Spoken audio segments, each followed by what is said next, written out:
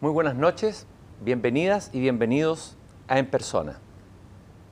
Está comenzando la primavera y al mismo tiempo recordábamos hace unos días atrás el fallecimiento del poeta Pablo Neruda el 23 de septiembre de 1973, en circunstancias muy trágicas.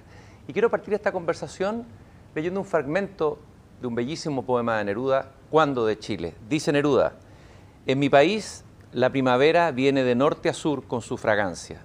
Es como una muchacha que por las piedras negras de Coquimbo, por la orilla solemne de la espuma, vuela con pies desnudos hasta los archipiélagos heridos. No solo territorio, primavera llevándome, me ofreces. No soy un hombre solo, nací en el sur. De la frontera traje las soledades y el galope del último caudillo. Pero el partido me bajó del caballo y me hice hombre, y anduve los arenales y las cordilleras, amando y descubriendo. Pero el partido me bajó del caballo. Se refiere, obviamente, a su partido, el Partido Comunista. Hoy día está en persona con nosotros la diputada Carol Cariola, militante del Partido Comunista, fue secretaria de la Jota, de las míticas Juventudes Comunistas, a quien agradezco su presencia aquí en persona. Muy buenas tardes, Carol. Buenas tardes, Cristian. Qué gusto compartir esta conversación contigo. Muchas gracias por la invitación.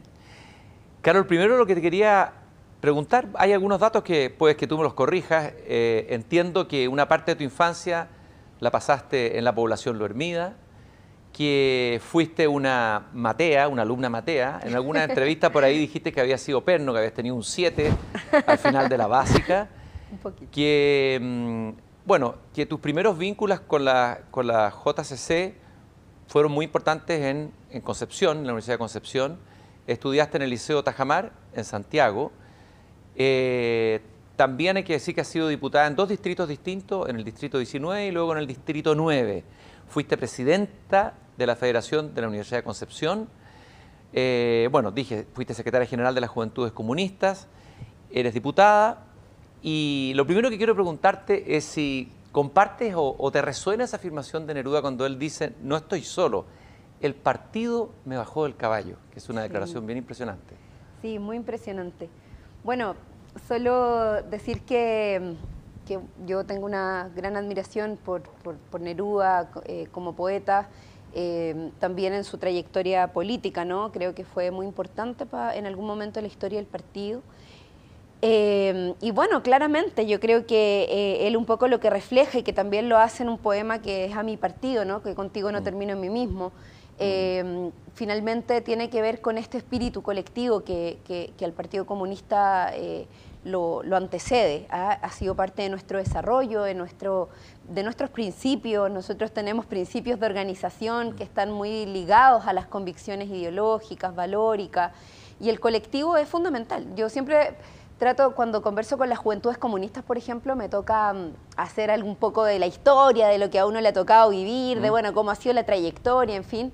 Y la verdad es que en ese proceso, yo siempre les digo a los compañeros de la juventud, de alguna manera tomar la decisión de ser parte de un partido como el Partido Comunista, con todo lo que ello significa también renunciar a un poquito de tu individualidad, un poquito, no digo toda, porque uno sigue siendo la persona y el ser humano con todas las complejidades, y eso es lo que arma un colectivo y lo enriquece además, la diversidad. Pero es de alguna forma dejar un pedacito de eso para ponerlo a disposición de un pensar colectivo que a mí me parece que siempre es más valioso que lo individual. Esa es nuestra convicción. Así que al menos yo en eso me siento un poquito identificada, ¿no? Dejar de lado un poquito el caminar solo, o sola en este caso, para sumarlo a un caminar colectivo. ¿Y cómo te bajaste tú del caballo? ¿Cómo fue que el Partido Comunista te bajó el caballo o te llamó, para usar la imagen de Neruda? Sí. Porque podría haber sido el Partido Socialista, podría haber sido el Frente Amplio, Sí. sobre todo en tu generación. Sí. ¿Por qué alguien joven decide tomar el camino del Partido Comunista? Que es un camino, me imagino, más difícil, incluso por lo que tú acabas de decir. Sí. Más exigente. Bueno, yo empecé mi militancia muy, muy joven. La verdad es que Ya. antes de la universidad, ahí te voy a corregir un dato de lo que tú mencionabas. Si bien yo estudié en la Universidad de Concepción, yo llego a la U de Conce ya militando. Entré a militar en el colegio, de hecho. ¿En la secundaria? En la secundaria. Efectivamente, yo estudié en un liceo público, en el Liceo Tajamar. Y bueno, como muchas jóvenes en esos tiempos, también estudiantes, fui parte del movimiento estudiantil. El movimiento estudiantil ha tenido distintas etapas en la historia, en los últimos 30, 40 años, y por supuesto que bueno, me tocó enfrentar en esa oportunidad también jugar un rol en una vocería, en fin, y empezar a buscar pares con los cuales encontraba puntos en común. Y en eso, bueno, me encontré con las juventudes comunistas por distintas razones, en distintos espacios, lugares, y la verdad de las cosas es que fue con quienes más vinculación sentí, porque eran tiempos en que el Frente Amplio no tenía ni por dónde existir. Muchos de ellos, de hecho, eran militantes de la Juventud Comunista, yo ahora me encuentro con compañeros en el Parlamento que militaron en la Jota, que pasaron por ahí, todo el mundo dice, la Jota es una escuela, se aprende mucho. Y bueno, la Gladys decía algo que a mí me parece súper importante, que cuando uno entra a militar a la Juventud Comunista, no siempre lo hace con la convicción ideológica absoluta del marxismo, ¿no? O sea, nadie entra con un desarrollo pleno de lo que significa la militancia, muchas veces ni siquiera sabiendo lo que va a significar. Pero claro, yo entré por amigas, por amigos, por un pololo, por ahí también que tuve cercano en relación a su familia. En fin, fueron varias cosas que se configuraron y bueno, y así es como han pasado 17 años en que milito en el Partido Comunista. Así que fue un poco, bueno, fue un camino, yo creo que me bajé un poco sola del caballo, eso sí, no me bajaron, me bajé porque además lo busqué. Fíjate que nosotros creamos una célula, una base, en ese tiempo se llamaba Base Violeta Parra, en el Liceo Tajamar. No había estructura de la juventud allá y estuvimos casi 1 año y medio buscando a la persona que nos iba a ir a atender para poder oficializar nuestra militancia. Entonces hubo un momento en que yo dije, ¿sabes qué más? Capaz que me vaya a la Juventud Revolucionaria Miguel Enrique porque en la Juventud Comunista no me están pescando. Bueno, pero al final ese fue el camino. Hay algunos que dicen, tú citaste recién a Gladys Marín, que imagino que es una figura relevante, Sí, quisiera mucho. que hablaras un poquito de ella. Es una figura política muy admirada, no solo dentro del Partido Comunista, sino que fuera del Partido Comunista también. Así Hay es. algunos que dicen que tú eres como más Gladys Marín y que Camila Vallejo sería Alejandro Rojas. ¿Sí? La figura de lo que fue la Juventud Comunista Sí, y la Alejandro. FECH en la década del 70. Me acuerdo, sí, claro, conocemos muy bien esa historia. Sí, bueno, son como las comparaciones que se tienden a hacer, como tratando de... yo si bien creo que los procesos sociales o las historias tienen ciclos y hay situaciones que probablemente pueden tener similitudes, yo soy partidaria de que cada uno y cada una construye su propia historia, ¿no? Su propio relato. Y claro, yo me siento muy convocada por la figura de Gladys, sin duda. Creo que Camila también. Algunos le dicen también a Camila, la Camila es nuestra futura Gladys Marín, o es nuestra Gladys Marín de esta época. Y otros me lo dicen a mí. Pero la verdad es que, claro, uno, además de sentirse súper así como orgullosa, pecho hinchado, decir, ay, qué bueno que encuentren, o sea, que te comparen con alguien tan potente, tan luchadora. Yo creo que Gladys tiene una historia muy distinta a la nuestra y por tanto también nuestras realidades, nuestras experiencias, nuestro trabajo, el cómo nos hemos enfrentado al desarrollo de la política, tanto Camila como yo, ha sido distinto, ¿no? Partiendo porque Gladys enfrentó gran parte de su juventud durante una dictadura militar. Ella asumió un rol dentro de la dirección nacional del Partido Comunista siendo muy joven, pero en clandestinidad, renunciando a muchas cosas.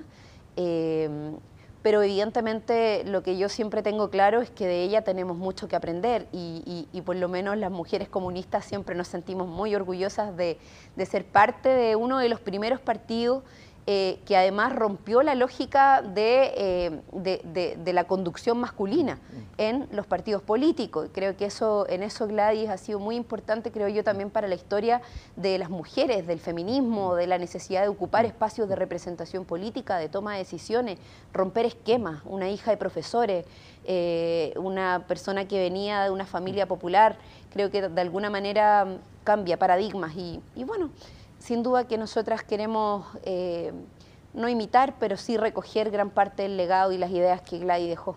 Muchas veces se piensa que cuando uno se hace comunista es como cuando uno se hace católico, viene de una, de una familia comunista. Bueno, yo tengo varios amigos que son comunistas que efectivamente son familias comunistas, pero no es tu caso. No. Tus padres no tenían aparentemente que ver nada con el Partido Comunista, pero entiendo que tú metiste o se metió ella, tu madre, o trajiste a tu madre al revés de lo que ocurre al Partido Comunista. Un poco. A ver, mi abuelo no era militante, ¿no? No. Yo tengo un abuelo del que siempre me siento muy contenta y orgullosa. Mi abuelo era obrero, él trabajaba en una barraca de madera. Bueno, tú comentabas que yo viví parte de mi infancia en Lo Hermida. Cuando Lo Hermida se fundó, fueron tomas de terreno, fue un proceso de construcción popular muy rico, además con una gran participación de la izquierda, en particular del partido. Entonces había una fuerte identificación, ¿no? Quizás mi familia no era una familia militante del partido, como uno pudiera decir, es familia de partido, que milita en el partido. No es así, pero mi abuelo era obrero, él era parte de un sindicato muy militante y muy comprometido con su sindicato. Y él siempre me hablaba del sindicato y tenía su historia. Bueno, mi abuelo falleció hace varios años ya, pero él de alguna manera creo que fue quizás la primera semilla, no directamente hacia el partido, pero sí hacia una posición política de izquierda, hacia el interés de generar una reflexión quizás más profunda también de las condiciones en las cuales se desarrollan los obreros en nuestro país, las condiciones laborales. Yo, por ejemplo, el primer golpe que tuve respecto de lo que significaba el sistema de pensiones en Chile fue con mi abuelo. Cuando mi abuelo lo obligaron a jubilar, porque prácticamente fue así. Él era una persona muy activa que se levantaba a las 6 de la mañana, salía en bicicleta y se iba a trabajar a la barraca en una comuna lejana a la comuna donde él vivía. Claro, muy activo, yo me acuerdo perfecto de su historia, su vida, compartíamos mucho los fines de semana, muy de familia. Pero lamentablemente terminó su trabajo, le dieron una pensión miserable, dejó de trabajar después de toda una vida, una pensión miserable, una indemnización que de ninguna manera se correspondía al esfuerzo que él había tenido y se deprimió.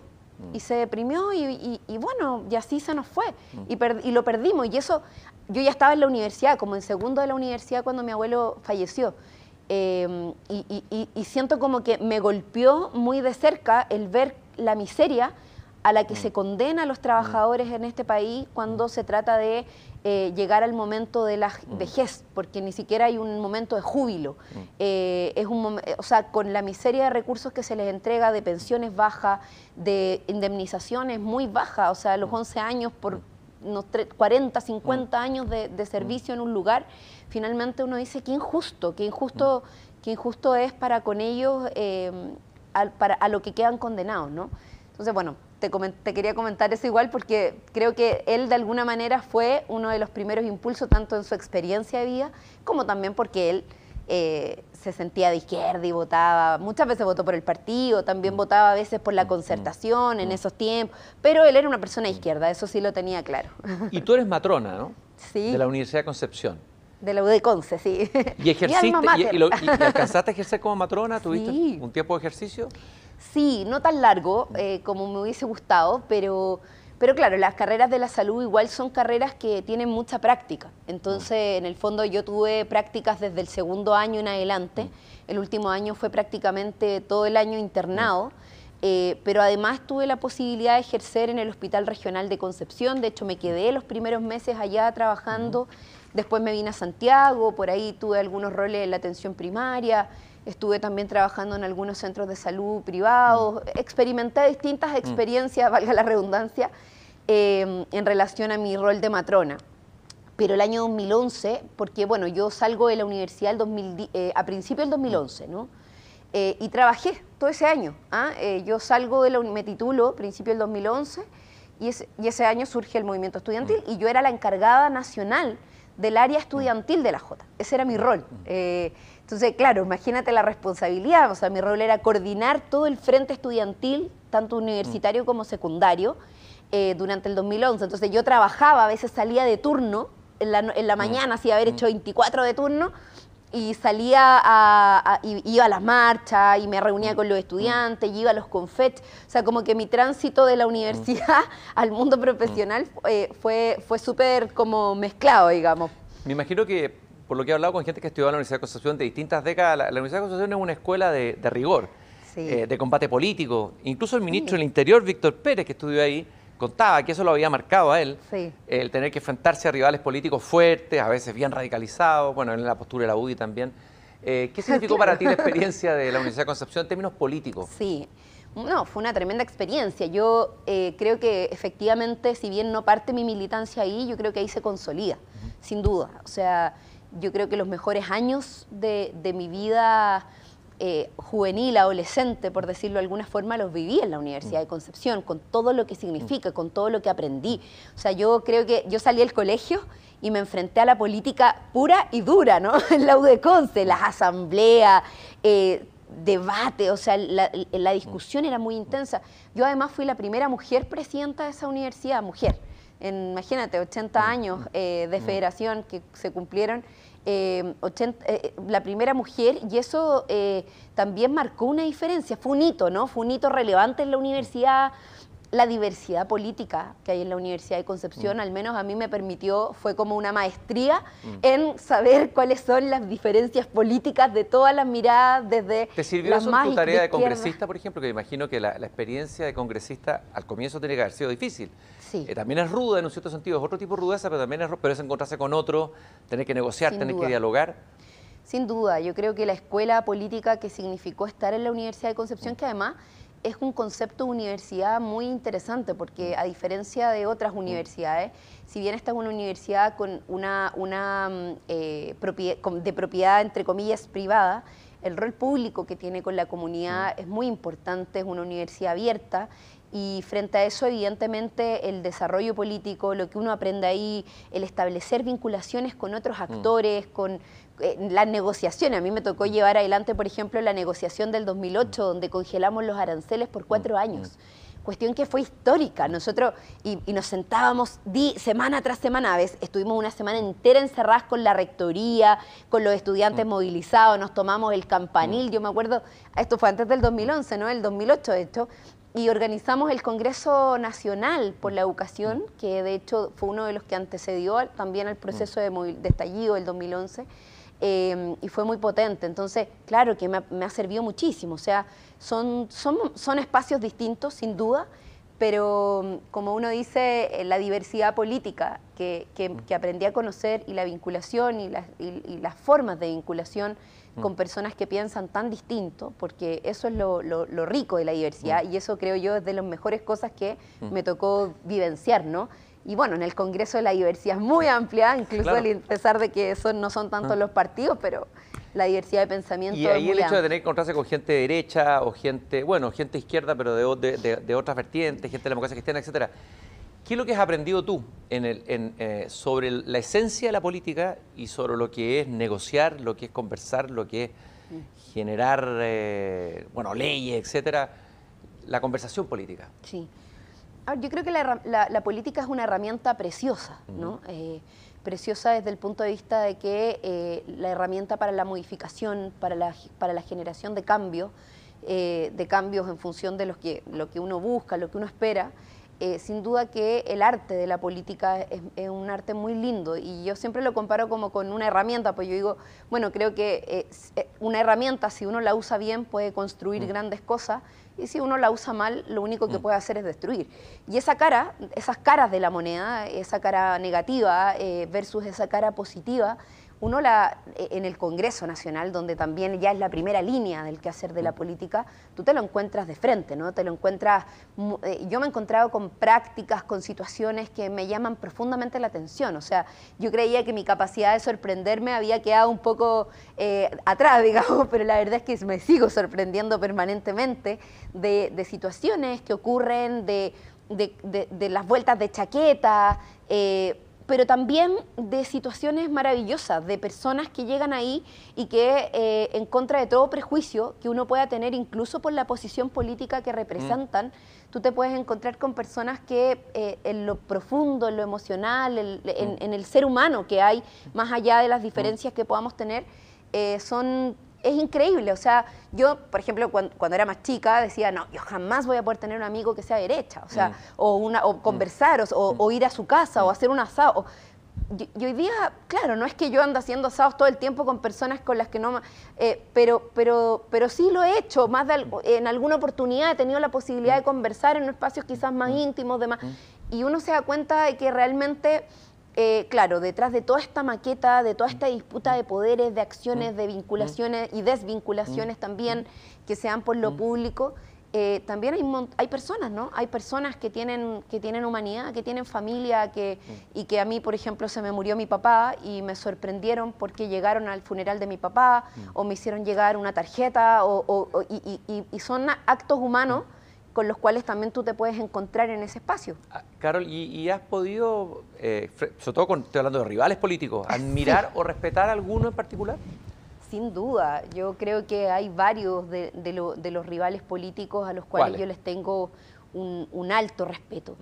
Mira, yo creo que siempre lo comento porque somos radicalmente opuestos, ¿no? Y tenemos profundas diferencias políticas, nos hemos enfrentado en debates muy intensos, pero yo le tengo un alto respeto a Jaime Belolio, por ejemplo, que fue parlamentario, que hoy día es ministro.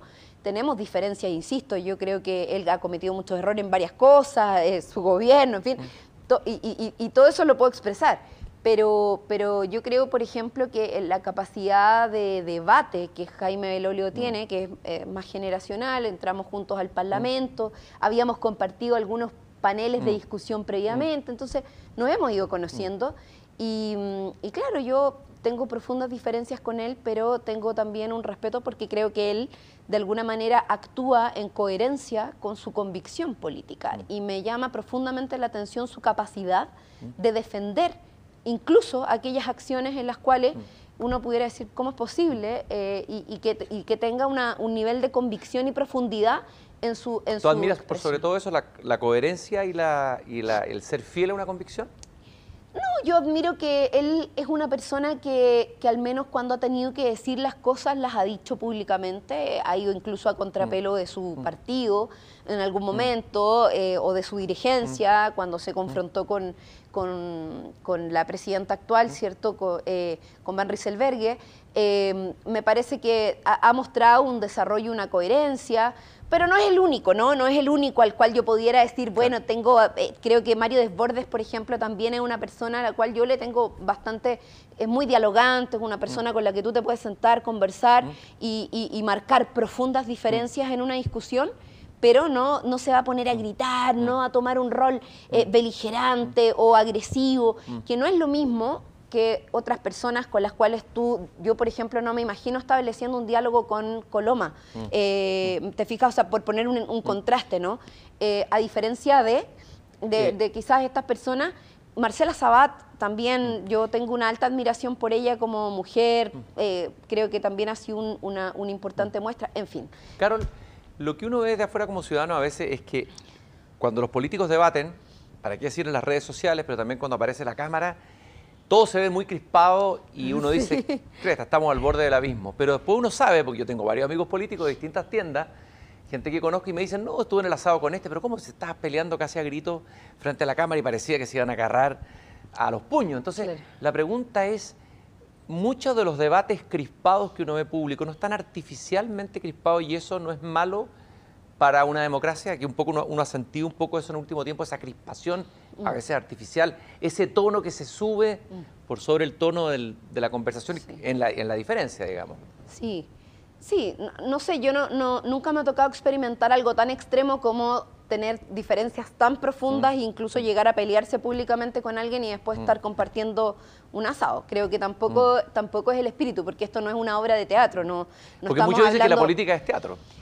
Sí, no, yo no creo eso. ¿Ya? Yo creo que hay puesta en escena, sin duda. Yo creo que claramente la sociedad del espectáculo, alguien habló por ahí de aquello ya hace muchos años atrás, y creo que hoy día se vuelve a reeditar. De hecho, hay varios escritores que plantean que efectivamente hay mucho de eso en el quehacer de la política y en el quehacer del desarrollo de nuestra sociedad. Sin embargo, pienso que sí, hay personas que puedan tener ese nivel de convivencia, me parece respetable. No es algo que me ocurra a mí en lo personal, yo involucro mucho mi quehacer político con mi vida privada. Por eso te decía antes, claro, más de alguna vez he tenido la posibilidad de conversar, pero tampoco es que mi círculo íntimo, mi círculo más cercano, con quien me como un asado, sean precisamente personas con las cuales tengo tantas diferencias. Puedo hacerlo, puedo tener un espacio de conversación, de diálogo, en el mejor de los tonos y con el mayor de los respetos. Pero es distinto involucrarse, ¿cierto? Al menos a mí. Sin embargo, si hay otras personas que les pasa, yo la verdad es que lo desconozco, no lo sé, pero comparto contigo, Cristian, de que no le hace bien a la democracia que los niveles de discusión sean muchas veces descalificando al otro, ¿no?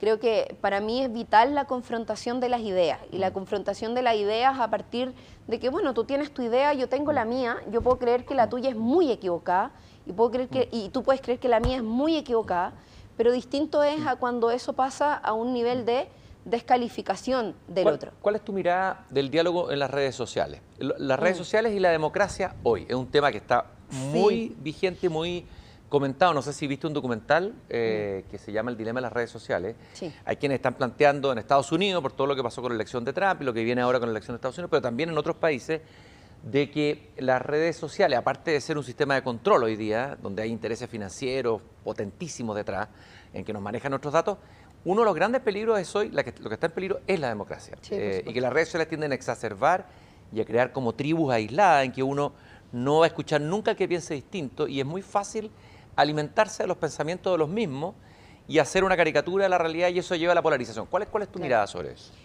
A ver, yo tengo una alta valoración de lo que han significado las redes sociales en la democratización de los medios de comunicación.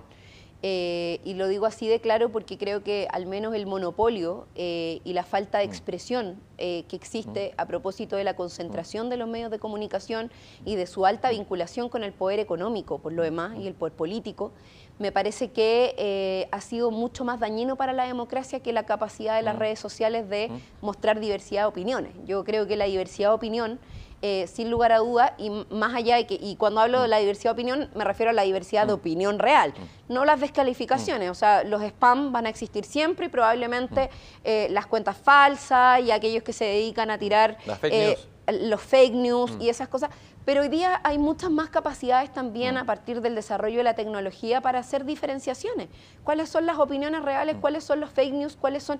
Y en eso la misma democratización y apertura de las redes sociales ha permitido que esto se pueda visibilizar. O sea, claro, tiene sus desventajas, como todo en la vida, creo yo, va a tener sus riesgos, sus desventajas, pero a mí por lo menos me parece que las redes sociales han permitido muchas cosas, ¿no?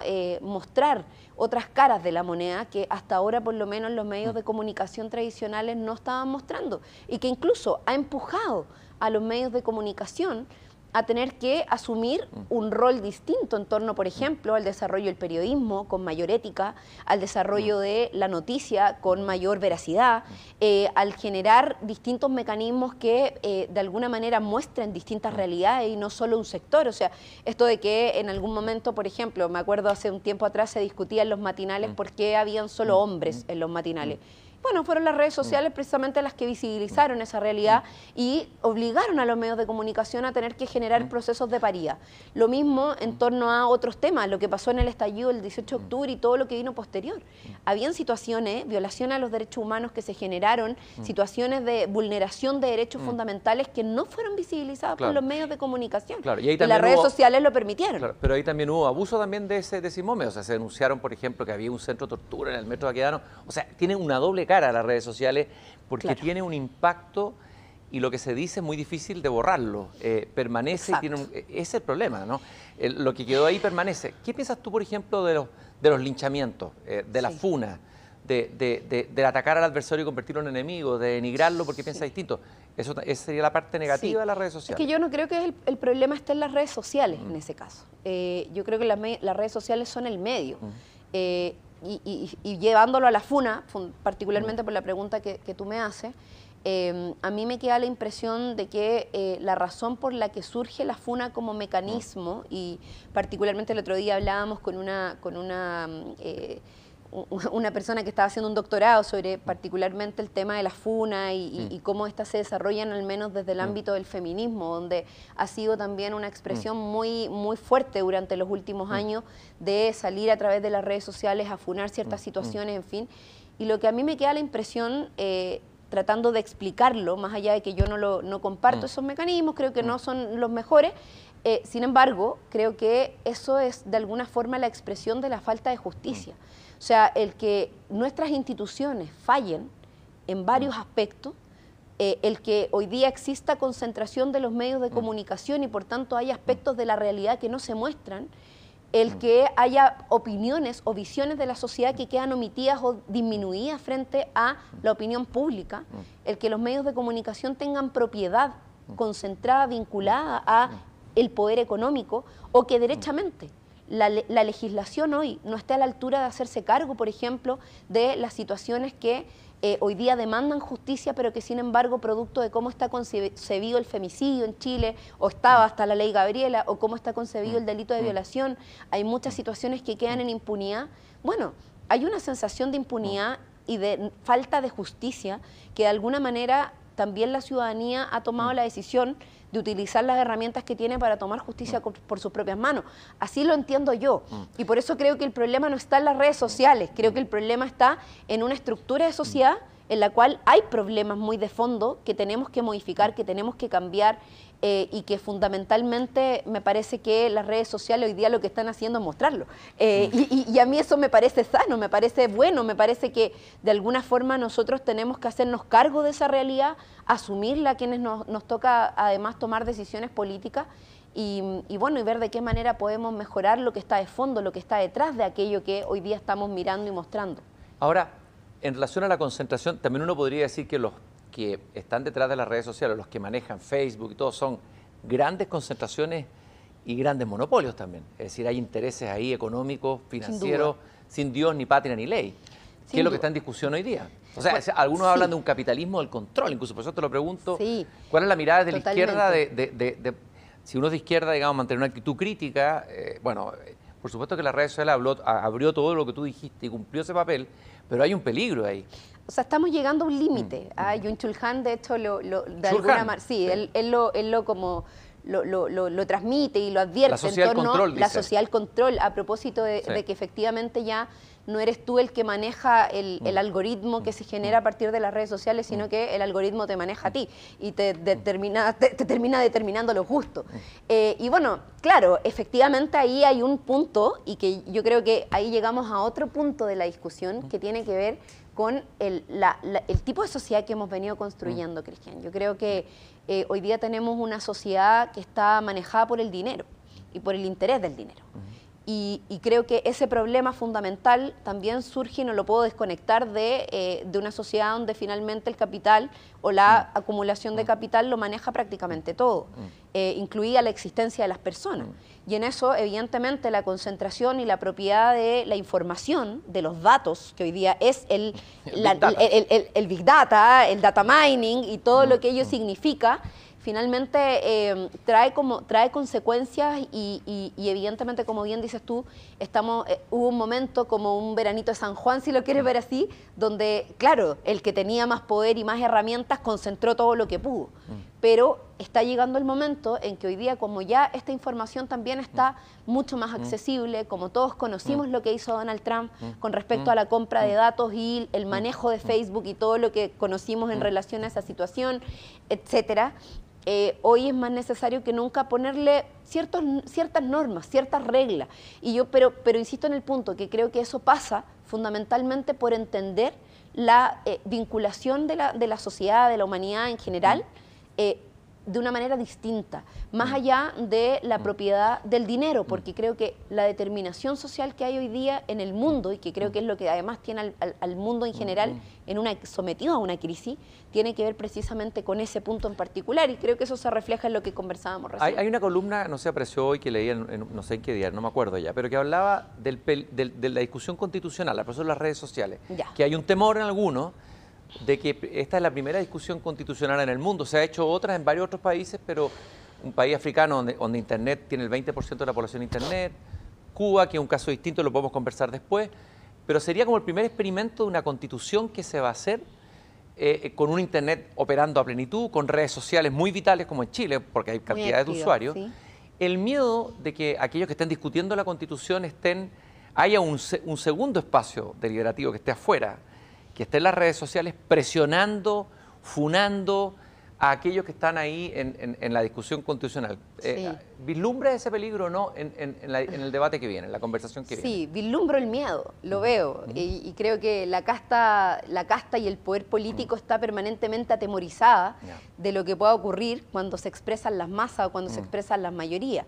Y vuelvo al punto, Cristian, de que lamentablemente... La casta, dijiste. Sí. Ya, sí, pero esto es una opinión no de alguien de la casta, es una persona que es investigadora del tema. Sí. O sea, alguien lo puede analizar y yo lo veo, también comparto la opinión. Sí. Yo estoy segura que hay sectores de nuestra sociedad que están atemorizados, pero totalmente con lo que está ocurriendo.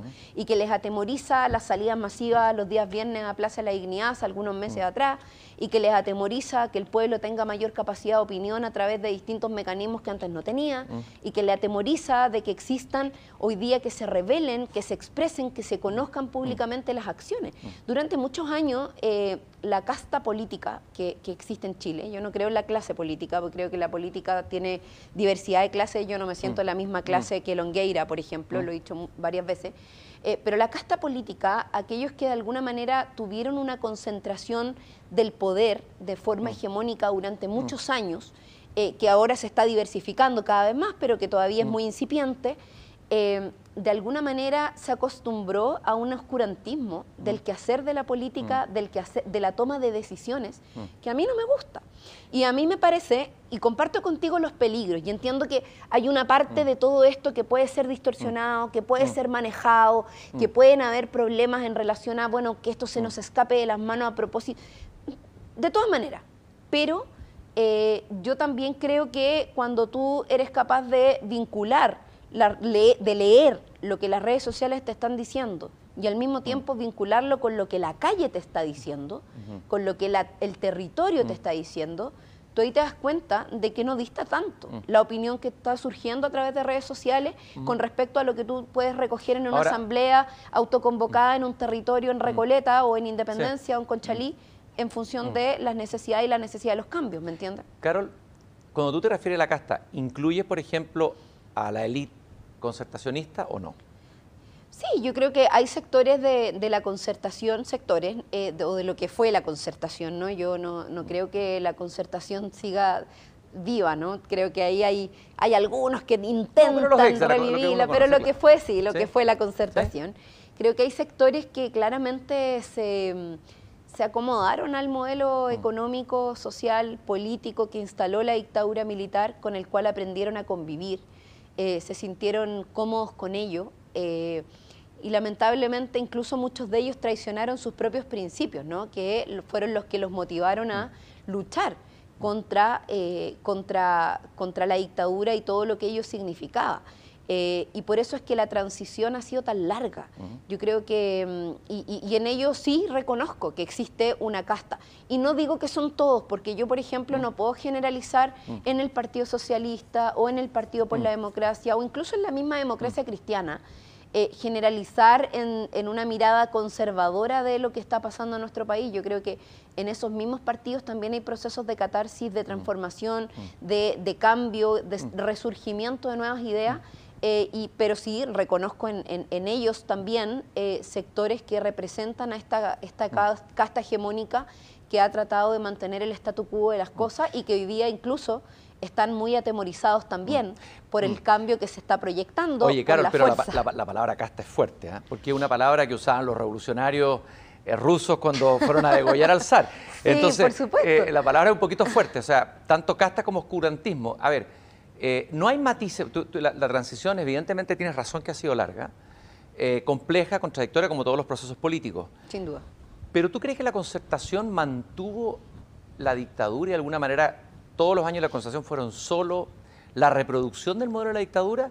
¿O es más complejo ese proceso? ¿Qué pasó en Chile en esos 30, 40 años? No, sin duda que es más complejo, ¿no? Yo no creo, jamás me atrevería a acusarlo de algo así, ¿no?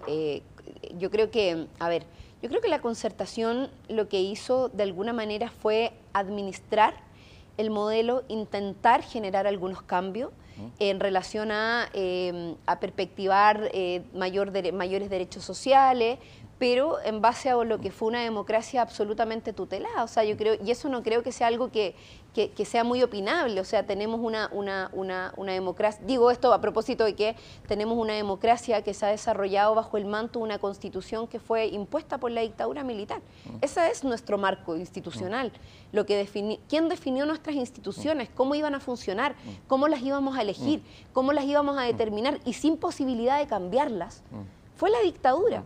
Y eso durante muchos años se aceptó, y se aceptó sin ninguna intención real de generar modificaciones. Entonces, ante eso yo no solo estoy constatando una realidad de algo que... Pero hubo modificaciones. Sí, pero... Hubo varias importantes en la Constitución. Claro, reformas a la Constitución, pero en una esencia de Constitución, porque el grueso de la Constitución, o sea, yo puedo reformar, hacerle un par de modificaciones menores, pero la esencia de la Constitución, lo que garantiza la Constitución para el desarrollo del modelo económico, creo que es lo más relevante y creo que es lo más resguardado hasta ahora, ¿no? El sistema electoral. ¿Cuántos años nos costó terminar con el binominal?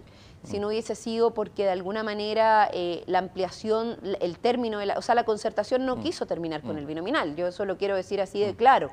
No así el proceso de cambio que se estructuró con la nueva mayoría, pero también antecedido de procesos de movilización muy importantes. Yo creo que si en Chile los procesos de movilización no se hubiesen expresado con la fuerza que se movilizaron, probablemente habría algunos que todavía estarían sosteniendo la tesis de que esta transición debiese ser más larga y que la Constitución, tal y como está, con algunas reformitas por aquí y por allá, no es un problema, porque en el fondo significa adaptar el nuevo momento político, esta democracia que de alguna manera esperamos que sea conquista del pueblo de Chile, ¿cierto? Finalmente adaptémosla a lo que ya traemos desde antes. Y yo creo que ahí hay un problema que es incluso hasta simbólico, porque cuando tú decides empezar una nueva etapa, y una nueva etapa además con un proceso real de democratización, para mí la democracia no es democracia sino es con soberanía. Y yo creo que una de las razones por las cuales durante todos estos años nuestra democracia ha estado tutelada es porque nosotros tenemos un sistema democrático semisoberano. Y digo semi porque para dejarle algo de soberanía un poquito en relación a los procesos electorales, porque las definiciones políticas están concentradas. Acá, ¿quién podría negar? Pero aquí hay democracia. Aquí No, hay por supuesto, separación de poderes, hay libertad de prensa, sí, y hay elementos que poder con, judicial independiente, pueden haber cosas sin por duda, mejorar. Pero con poca soberanía, Cristian. Yo creo que el pueblo de Chile ha tenido pocas oportunidades de tomar decisiones realmente relevantes en nuestro país. De lo contrario, digo el pueblo en términos mayoritarios, por eso creo que el proceso histórico que estamos viviendo es tan importante. No, obvio que hay democracia, y nosotros siempre sí, no, porque decimos... no, que a veces ha habido como una caricatura que uno siente, incluso en el movimiento de octubre, como decir Piñera, perdón, es un dictador. A uno le puede no gustar Piñera, pero no es un dictador. O homologar lo que estamos viviendo con una dictadura. Tal vez es bueno colocar matices, porque si no hacemos caricaturas que no son rigurosas. Hay que ser muy responsables con los conceptos, ¿no? Chile conoce una dictadura y la conocemos muy bien, América Latina en general. Yo la conocí, o sea, te puedo decir que la conocí. Tú la conociste. Yo nací al final, no, pero... La conocí y es muy distinto vivir en dictadura que vivir en democracia. No, sin duda. Yo creo que claramente en relación a aspectos que tienen que ver con el desarrollo de las instituciones, tú lo decías recién, la división de los poderes del Estado, me parece que eso, sin duda, que son elementos que uno pudiera decir, bueno, está bien, hay un avance, sin duda, no es lo mismo, por eso todos reivindicamos que el año 90 o después del plebiscito, ¿cierto?, se restableciera de alguna manera un orden democrático. pero un orden democrático que se restableció en su momento con senadores vitalicios, con el dictador y con el asesino puesto ahí tomando decisiones por todo el país. Se estableció con una constitución que se sostuvo durante 40 años, se estableció con impunidad absoluta respecto de los criminales de lesa humanidad. Entonces, claro, pero a veces la historia cuando uno la mira desde atrás, es fácil juzgarla, porque claro, somos generaciones distintas. Por ejemplo, yo estuve en ese proceso, fui militante, estuve en la movilización y me siento muy orgulloso de esa transición que logramos democráticamente en el plebiscito. No me cago. ¿Ya? Podemos discrepar en eso. Ahora, evidentemente que una transición llena de amarras, que fue una negociación que hubo transaca. Bueno, la historia política no siempre es pura ni perfecta, pero ¿tú piensas que el camino que plantea, por ejemplo, el Partido Comunista en esa época, yo me acuerdo porque teníamos fuertes debates al interior de la universidad, hubiera sido mejor para Chile, hubiera sido mejor para el pueblo de Chile? O sea, yo creo que el camino que tomó el Partido Comunista en esa época contribuyó a la recuperación de la democracia. No sé si alguien pudiera decir algo distinto. Creo que el Partido Comunista jugó un rol clave, importantísimo, al igual que otros partidos políticos. Pero le costó subirse al carro del plebiscito. Sí, porque en ese momento había una definición política que era la rebelión popular de masa, y que, insisto en el punto, yo creo que fue también parte de las razones por las cuales de alguna manera en Chile se abrió un camino para poder generar y gestar la recuperación de la democracia. Nosotros tenemos nuestros muertos al haber, ¿cierto? Tenemos nuestros propios héroes, tenemos nuestra gente que sacrificó su vida, tal como los tiene el Partido Socialista, tal como los tiene el Partido por la democracia cristiana. Mira, yo quiero ser en esto súper clara, Cristian, yo de ninguna manera, y yo soy de otra generación, le quito valor a lo que significó. Porque hay un discurso que puede ser antipático para gente de la generación anterior, que se siente inhibida. Obvio. Hay dos tipos de personas. No lo entiendan así, en el fondo. Pero yo, por ejemplo, me siento muy orgulloso de esa transición, con todo su error y compartiendo contigo una gran parte de tu diagnóstico, ¿ok? Sí. Pero lo que llama la atención es que hay otra gente de mi generación, o incluso mayor, que en el último tiempo, como que de alguna manera han abdicado de ese orgullo, tal vez por temor a estas nuevas generaciones que vienen con todo el impulso de sentirse que a lo mejor van a ser llamados reaccionarios o fachos, qué sé yo, y de pronto tienen un travestismo y abandonan todo lo que ellos mismos construyeron y en lo que participaron. Entonces, ese relato tan radicalizado me da la impresión que tiende a producir eso. Sí, mira, yo insisto en el punto, yo valoro mucho la recuperación de la democracia. Creo que todos quienes entregaron, fue épica, y todos quienes entregaron su vida, todos quienes hicieron una contribución a que eso ocurriera, porque tampoco yo creo que esto solo se ganó con un lápiz y un papel. Yo creo que la lucha social fue fundamental para lograr llegar a ese lápiz y a ese papel, igual que ahora, ¿no? O sea, si hoy día tenemos un plebiscito, no es gracias al acuerdo del 15 de noviembre, es gracias a la lucha social que antecede todo el proceso de discusión hasta que esto llegó al Parlamento para ser discutido a partir de un proyecto de ley. Sin embargo, a mí me parece que, y en esto quiero ser súper precisa para que no se malinterprete, yo valoro mucho la recuperación de la democracia y la agradezco, porque eso a mí me ha permitido también jugar el rol como generación. A mí lo personalizo, pero digo a nosotros como generación, jugar un rol con otras condiciones. Ahora, eso no es menor, claro. No es menor. No es menor. Pero, imagínate, tú estás sentada aquí en Icares, sí, por supuesto, en un programa que es de los empresarios, con libertad para decir lo que tú quieras. Eso, por ejemplo, a mí me tocó vivir un tiempo en Cuba y eso no es posible en Cuba hoy día. Claro. Si alguien de tu generación quisiera cambiar y pensar, quiero democracia, yo tengo amigos que viven ahí, escritores, que han sufrido el rigor de una dictadura. Pero en Cuba no es posible esto, no es posible ni discutir, ni salir a la calle, ni ocupar ¿cómo se llama? La Plaza de la Revolución, como se ocupó la Plaza de Dignidad. Pero ¿has pensado en eso? Volvamos a Chile. Yo, por lo menos, pero entiendo el punto, pero yo creo que eso tiene otros matices de discusión, Cristian. Yo, por lo menos, en relación a lo que quiero, el análisis que hago de lo que ocurrió en nuestro país, nosotros como generación valoramos, y yo personalmente valoro mucho las posibilidades de desarrollo que hemos tenido en relación a la democracia. Pero eso tampoco me inhibe de ninguna forma en decir, también hemos tenido que vivir las consecuencias de que acá se hayan tomado muy malas decisiones. Por supuesto. Y decisiones que no fueron necesariamente obligadas, porque también en esto, y tú lo dices muy bien, hubo transacas, si lo queremos poner así, que de alguna manera lo que hicieron fue proyectar un modelo económico que a mí me parece que es lo que nos ha generado es desigualdad, concentración de la riqueza, lo que nos ha generado es una pobreza extrema, estudiantes endeudados, personas sin vivienda y un nivel de desigualdad que ha permitido que un 0,1% de la población concentre el 34% de los recursos, lo cual a mí me parece que es indignante, porque por lo demás, y en esto también yo quiero poner el punto respecto de que, ya que estamos hablando de democracia, libertades, acciones y todo lo que ello significa, para mí, y a propósito de que has leído a Byung-Chul Han, que a mí me gusta mucho, lo he leído bastante, entonces él plantea también esta sensación de falsa libertad que genera el neoliberalismo, que es que te hace creer que tú eres libre de elegir todo lo que quieras, cuando en realidad tu capacidad o tu libertad llega hasta que tus bolsillos te lo permiten, o hasta que la economía que actualmente se ha desarrollado, donde condenan a cerca del 60% de los chilenos y chilenas a tener salarios menores a 500.000 pesos. Mientras tanto, hay personas que concentran el 34% de los recursos en un 0,1% de la población, que no les alcanza la vida para gastarse todo lo que tienen, y que por lo demás ni siquiera quieren pagar un impuesto para poder ayudar en el contexto de una crisis que a mi parecer ha dejado muy en evidencia, Cristian, yo creo que la crisis social y la crisis mundial que estamos viviendo y al mismo tiempo también la crisis sanitaria ha dejado aún más en evidencia las contradicciones que tiene el capitalismo, lo inhumano que es en sus distintas expresiones. Ahora, es cierto lo que tú dices, estoy de acuerdo en varias de las cosas que afirmas, pero también es cierto que hay cosas positivas, es decir, hay elementos positivos, o sea, no ha sido, o tú consideras que es totalmente catastrófico el manejo de la pandemia en Chile. No, a ver, que quiero decir cosas, separar un poco las cosas. Yo estoy hablando de las consecuencias del modelo económico, ¿no? No, pero que se ven en la pandemia. Y evidentemente la pandemia lo que ha dejado es en evidencia algo que en algún momento estuvo un poco más solapado. Yo no creo que ha sido tan catastrófico.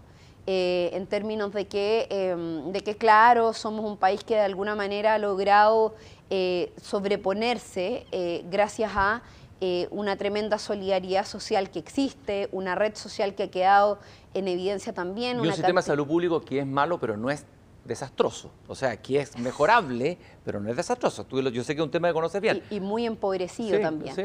O sea, es que te das cuenta que siempre estamos como en la línea de que, claro, no es tan malo, es malo, pero tampoco tanto, porque en el fondo está bien, yo entiendo el punto y entiendo que uno también tiene que recoger las cosas buenas y las cosas positivas. ¿El vaso medio lleno o el vaso medio vacío? Claro, no, yo lo veo casi siempre medio lleno, para cambiar el paradigma. Yo soy súper optimista. Y ¿Eres optimista por naturaleza? Yo soy optimista por naturaleza y súper esperanzada y me gusta pensar que los sueños no se apagan, sino que pueden hacerse realidad y trabajo siempre, todos los días para eso.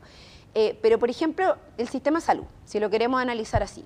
Hace muchos años que Chile decidió entrar a la OCDE. La OCDE, que no es ninguna institución soviética, o sea, estamos hablando de una institución donde finalmente existe una orientación bastante clara. Y la OCDE viene sugiriéndole a Chile aumentar los recursos de inversión del Producto Interno Bruto en salud durante muchos años. Somos de los países más bajos, estamos debajo del promedio de lo que la OCDE plantea en relación a la distribución de los recursos. Y no lo hacemos. Y no lo hacemos y los gobiernos no lo hacen y llega una pandemia y lo que nos encontramos es que se falsean las cifras y lo que nos encontramos... ¿Tú estás segura que se falsearon las cifras? Bueno, la información que entregó el Contralor al menos es que no hay coincidencia. Y a mí eso me parece que al no haber coincidencia entre los datos oficiales y los datos que tiene que se entregaron públicamente y los datos que tiene la Contraloría a partir de lo que informó el DEIS, al menos hay una inconsistencia. Eso sí, pero es distinto decir inconsistencia a afirmar tan categóricamente que es un falseamiento, porque es mucho más grave la acusación. Bueno, es que ¿Tendrá que la Fiscalía demostrar eso? Sí, por supuesto. Yo comparto contigo, quizás hay que ser cautelosos en esto, hay investigaciones que están en curso, pero a lo menos existe una claridad de que lo que el ministro de Salud informó a todo el país no era lo que estaba cursando y eso ya quedó bastante claro a propósito de la información que a la comisión investigadora, al menos que se está llevando adelante, se estableció por parte del ministro de Salud, o sea, por parte del Contralor. Lo mismo respecto de otros datos que tenían que ver con el arriendo del espacio riesgo. El arriendo del espacio riesgo se dijo que costaba 15 millones de pesos, después se dijo 17 y sucede que lo que se gastó mensualmente fueron 150 millones. Entonces, la falta de transparencia, y yo creo que ahí está el punto fundamental, la falta de transparencia en el manejo, la falta de equipamiento, de condiciones para los trabajadores. Yo creo que si Chile tiene un modelo de salud pública que resiste o que de alguna manera se logra sostener es por el tremendo compromiso que tienen y la calidad de los profesionales de salud que hay en nuestro país, que le han puesto todo el empeño, que han dejado todo de lado, incluso a sus familias, para poder hacerse cargo de esta situación. Pero quiero responder la pregunta en torno no solo al tema de salud, Cristian. Yo creo que el principal problema del manejo de la pandemia, o lo que podríamos decir un mal manejo, creo yo, por parte de este gobierno, es que el gobierno tomó una decisión que yo no comparto. Y esa decisión a mí me parece que fue haber hecho que la crisis económica, social y sanitaria la pagaran los trabajadores. Yo creo que eso es una decisión que el gobierno tomó. Porque podría haber sido distinto, sí, podría haber sido distinto. Como en otros países fue distinto, ¿En ¿cierto? En Italia, por ejemplo, yo tengo amigos en Italia donde ellos donde ellos me contaban de que a ellos les llegó, sin decir nada, el gobierno les hizo llegar un aporte mensual, asumiendo de que por el hecho de que tenían que se estaban estableciendo los confinamientos, les llegó un aporte mensual para todas las familias sin mayores distinciones. Claro, pero ¿y el resto de Latinoamérica? A ver, comparémoslo con Latinoamérica también. Bueno, es cierto. En América Latina se establecieron cuarentenas obligatorias a propósito desde el principio de la pandemia. Pero los resultados son malos. En Argentina son pésimos. Sí, yo creo que ahí hay que analizar en detalle también cuáles fueron las razones por las cuales en Argentina los resultados no fueron los mejores. En Chile tampoco son los mejores y también tuvimos otra estrategia. Pero, sin embargo, yo no sé, o sea, yo lo que sí sé es que en Argentina, por ejemplo, sí se les entregó un aporte familiar a la gran mayoría de Pero yo creo que es menor que se ha entregado acá. Yo soy súper crítico, sí. Coincido contigo de que hubo demora. Una demora que demostró poca sensibilidad en el momento de haber tomado más asertivamente decisiones, pero según lo que sale una encuesta hoy día en el Mercurio o en La Tercera, hay una cantidad, no sé, casi un 50% de los hogares que dice haber recibido apoyo del Estado. Eso no es menor, o sea, aquí hubo apoyo. Claro, puede que, una caja familiar. Pero no solamente caja familiar, o sea, ha habido crédito.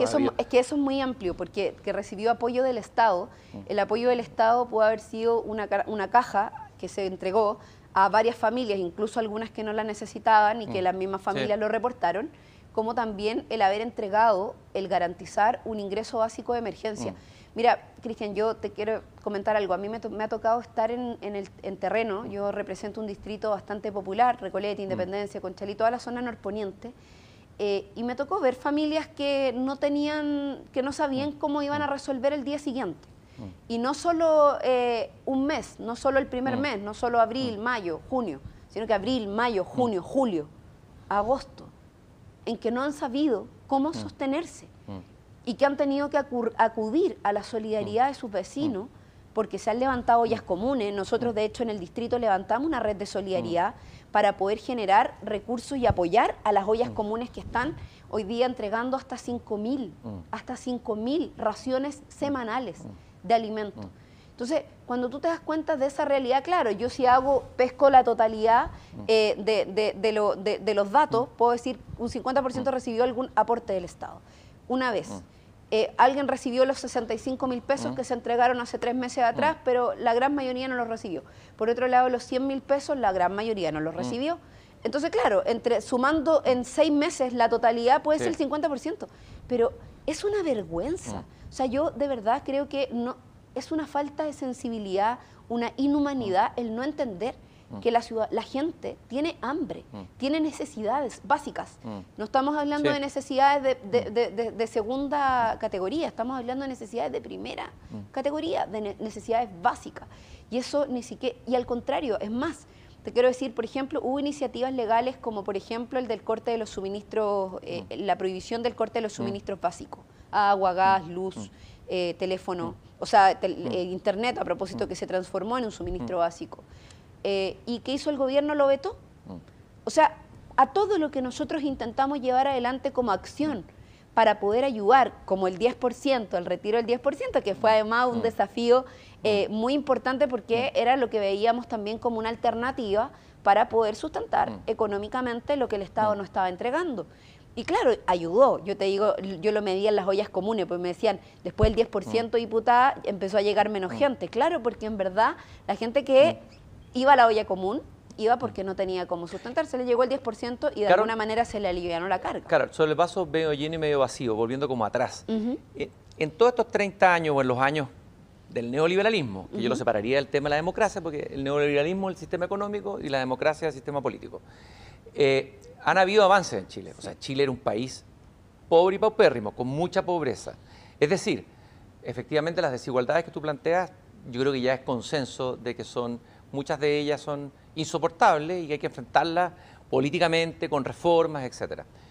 Pero también ha habido un avance, o sea, ha habido una modernización en el país que ha permitido a mucha gente que antes estaba en la línea de pobreza o de miseria, tener acceso a cosas que las generaciones anteriores no tenían. O sea, también hay una parte del desarrollo del país dentro de esa transición que tú has criticado tan fuertemente, hiriendo a nuestra generación. Estoy bromeando. No, al revés. Le agradezco mucho a tu es decir, el país digamos, aquí en Chile había una pobreza que uno veía a los niños a pata pelada, yo lo veía en la calle, las poblaciones callaban, o sea, era brutal. Chile era un país muy pobre. Sí, claro. Entonces, ha habido ese avance. ¿Cómo lo ves tú en términos económicos, sociales? Sí. ¿Hubo avance, no hubo avance? ¿No es insuficiente, no suficiente? A ver, ¿qué pasó con la pobreza en Chile? Sí, quiero responderla, pero antes me gustaría devolverte una pregunta. ¿Por qué separas la democracia del modelo económico? No, porque una cosa uno puede criticar el neoliberalismo, el sistema económico, pero otra cosa es decir, aquí hay un sistema democrático que funciona, con separación de poderes, del poder judicial y el poder político, hay libertad de prensa, hay elecciones, o sea, esto es una democracia plena y que funciona a plenitud. Sí. Es distinto criticar, por ejemplo, a Agustín Esquella, que estuvo acá en el programa. Él dice que el problema de las democracias es justamente cuando el sistema neoliberal coloca a la democracia muchas veces en jaque o en problemas. Ahí está el libro de democracia. Claro, por eso yo creo que están vinculados, claro. Y no los desvinculo. Para mí, la convivencia de la democracia con el modelo económico, político, social y cultural que hay en Chile, que para mí una de las genialidades, entre comillas, digo genialidades que tuvo la dictadura. Pero no solo en Chile, en el mundo, ¿ah? Sí, claro, pero Chile fue uno de los iniciadores del proceso a propósito de que acá se llegó a experimentar con un modelo económico que tuvo un tremendo acierto para los que estaban aspirando a esto, que eran los Chicago Boys y todos aquellos que tenían esta intención, que fue precisamente no solo instalar un modelo económico, sino que instalar un modelo económico que fue en detrimento directo del desarrollo de cualquier democracia plena. Yo ahí tengo una diferencia en relación a que creo que en Chile, si bien existe una democracia... ¿Tú afirmas que no ha habido democracia plena en Chile? Yo creo que en Chile hay una democracia formal. ¿Solo formal? No, hay una democracia semisoberana. Yo delante te decía, creo que para mí la democracia plena es una democracia con soberanía, una democracia donde el pueblo es capaz, las mayorías son capaces de tomar decisiones en función de cada uno de los aspectos que son determinantes para la vida cotidiana. Bueno, pero por ejemplo ahora lo van a hacer con la votación del plebiscito. Ahora después de muchos años. Yo creo que de aquí hacia atrás nunca tuvimos un plebiscito. Al pueblo nunca se le consultó cuál era el modelo de pensiones que queríamos tener, se mantuvo el que la dictadura impuso. Tenemos una constitución que durante todos estos años ha estado vigente, que le implementó una dictadura a la fuerza. Entonces, las decisiones del pueblo, más allá de elegir a sus representantes, que por lo demás durante muchos años también tomaron decisiones. Pero tú planteas una democracia directa frente a la democracia formal, un modelo de democracia directa. Una democracia participativa. ¿Cuál sería el modelo? ¿Dónde funciona una democracia participativa? A ver, yo creo que una democracia participativa es una democracia que genera consultas, por ejemplo, plebiscitos, plebiscitar decisiones. Hay varios países en el mundo que tienen procesos de participación donde se plebiscitan decisiones que el Congreso no toma, o que se toman con el Congreso de manera conjunta, con consultas con la ciudadanía. O sea, yo creo que y por otro lado, y aquí hay un punto que me parece súper interesante de tratar a propósito del neoliberalismo. Un poquito antes, Carol, pero aquí uno podría ver una inconsistencia del Partido Comunista, digamos. ¿Ya? El Partido Comunista ha participado en este sistema, ha elegido senador, ha elegido diputado, ha estado en el gobierno, o sea, ¿y qué si esto no hubiera sido democracia... ¿Qué alternativa tenemos? No sé, la insurrección popular, como decías tú recién, bueno, un poco la rebelión de masa, ¿no es cierto? Pero el Partido Comunista ha estado en el sistema, o sea... Que hay que ser realista igual, pues, o sea, nosotros no tenemos otra alternativa, si vivimos acá, yo nací en Chile, nací en democracia, pero nací en una democracia que creo que es imperfecta, que creo que faltan elementos que hay que modificar, y con eso no quiero decir, mira, para que se entienda, yo no le estoy tirando la cadena a todo lo que se ha construido y vuelvo a la pregunta que tú me hacías. No, de ninguna manera.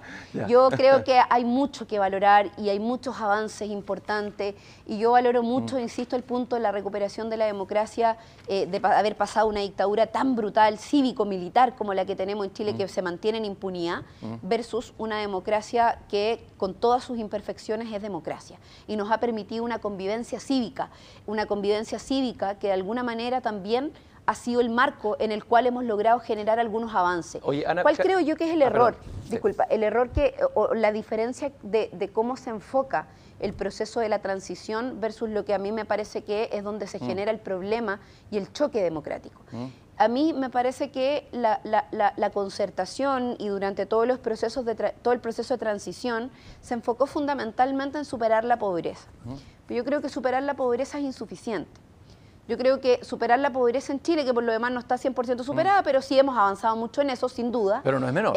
Sí, por supuesto. No es una cosa que se logre tan fácilmente en cualquier Lo valoro país. mucho, quiero decir, lo valoro mucho, pero creo que superar la pobreza por sí sola no es suficiente si eso no va acompañado de la superación o de la desigualdad extrema en la que nuestro país está. Porque en la medida que íbamos sosteniendo procesos para que el Estado de alguna manera subsidiara la pobreza que había en nuestro país, con eso, de manera progresiva, el engranaje del sistema lo que empezó a generar es que mientras algunos dejaban de ser menos pobres, porque no es que sean, no es que hayan, en Chile no hayan pobres, porque la pobreza que existe de alguna manera, si bien está fuera de los marcos de lo que uno podría contemplar como definiciones formales de aquello, en Chile lo que se generó fue que habían menos pobres o personas menos pobres que antes, pero sin embargo en otro tipo de pobrezas con un nivel de desigualdad en la distribución de los recursos que a mí me parece que ha sido absolutamente desvergonzada. O sea, mientras en estos últimos meses, mientras hay personas comiendo en ollas comunes, como yo te lo relataba recién, hay personas que crecieron en su patrimonio. Los súper ricos, el 0,1% de Chile, creció en un 25% durante todo el proceso de la crisis, su patrimonio. Entonces, ¿quién entiende que mientras la gran mayoría de los chilenos está pasando hambre y tiene problemas y pierde su trabajo y le dejan de pagar su salario por 6 meses, el Estado no les garantiza nada, hay un sector de la población que se enriquece 25% más? No lo entiendo. Ese es el problema para mí. Y ahí hay una falta de convivencia que tiene que ver con el desarrollo de una democracia plena y que quiero ir a lo que dice el profesor Solimano. Claro, pero sí, es cierto que hoy día hay una conciencia, incluso uno podría decir, es cierto, aquí hubo una clase empresarial que estuvo sorda durante mucho tiempo, no quiso ver esto, lo escondió, como tú quieras, aunque uno no se puede hablar de los empresarios en bulto porque hay empresarios y empresarios. Por supuesto. Pero uno siente, ¿no sientes tú que de alguna manera, incluso esa élite, o esa casta de la que hablabas tú, Carol, ha tomado conciencia y ha habido también un despertar en esa élite, no solamente en el pueblo, sino también en esa élite? En la misma derecha hay cambios, tú citaste algunos políticos ahí, pero pueden haber otros, en entender que hay que hacer reformas, en el hecho de que hasta un candidato de la derecha se declare socialdemócrata frente a la próxima elección. Uno podría decir, pero no importa, pero eso revela algo. Sí, claro, yo creo que revela que el pueblo ya no está dispuesto, ¿no?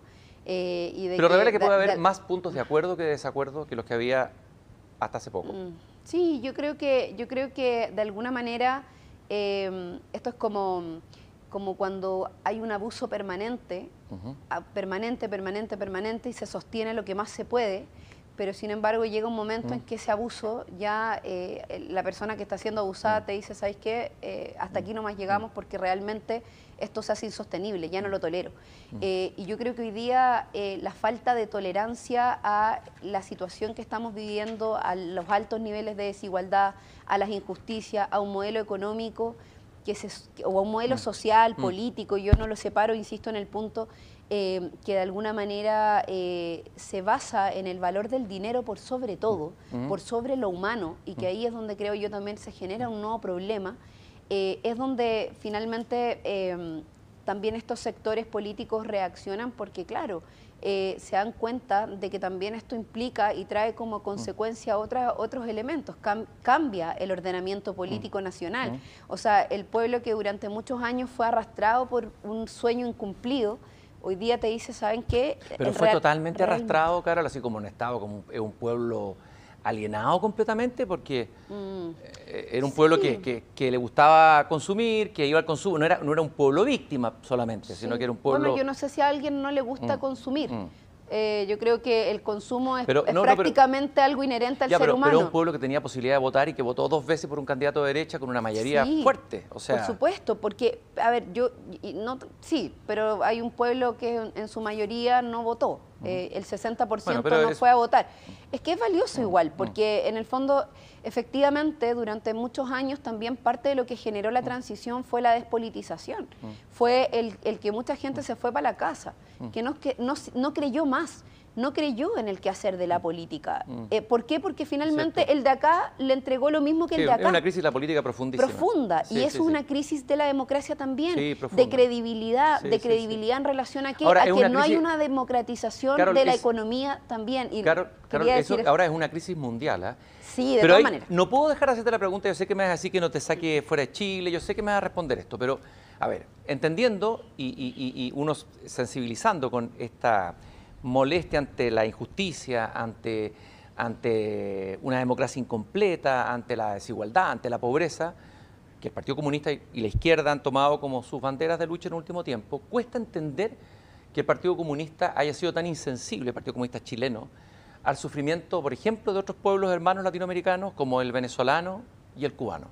Cuesta entender la declaración del Partido Comunista, te lo tengo que decir derechamente, a ver qué es lo que me vas a responder tú ahí.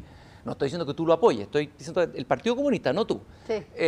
Cuesta entender que el Partido Comunista prácticamente repita la misma declaración que hace el gobierno de Maduro ante el informe hecho por Naciones Unidas y liderado por Bachelet. No sé si leíste la columna hoy día que apareció en La Tercera de Daniel Matamala, que es una columna bastante fuerte, y compara estos 2 informes, el que se hizo en dictadura, en el tiempo de Pinochet, y el que se hizo sobre Maduro.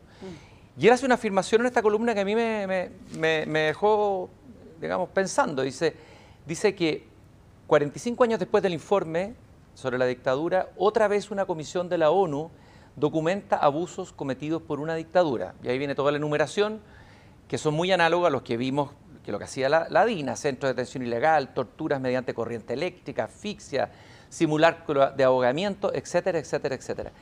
Pero lo que a él le cuesta entender, dice que a coro el Partido Comunista chileno lo descalificó por ser fruto de un trabajo realizado desde fuera del país, cuando, al igual que Chile, al igual que Pinochet, Maduro impidió que una comisión de Naciones Unidas entrara a investigar. Entonces, ese doble estándar del PC a nivel internacional, y no estoy hablando desde un discurso de derecha, estoy hablando de alguien, yo soy de izquierda, cuesta tragárselo, o sea, cuesta digerirlo, por decirlo menos, y que sea tan sostenido y de tan larga data.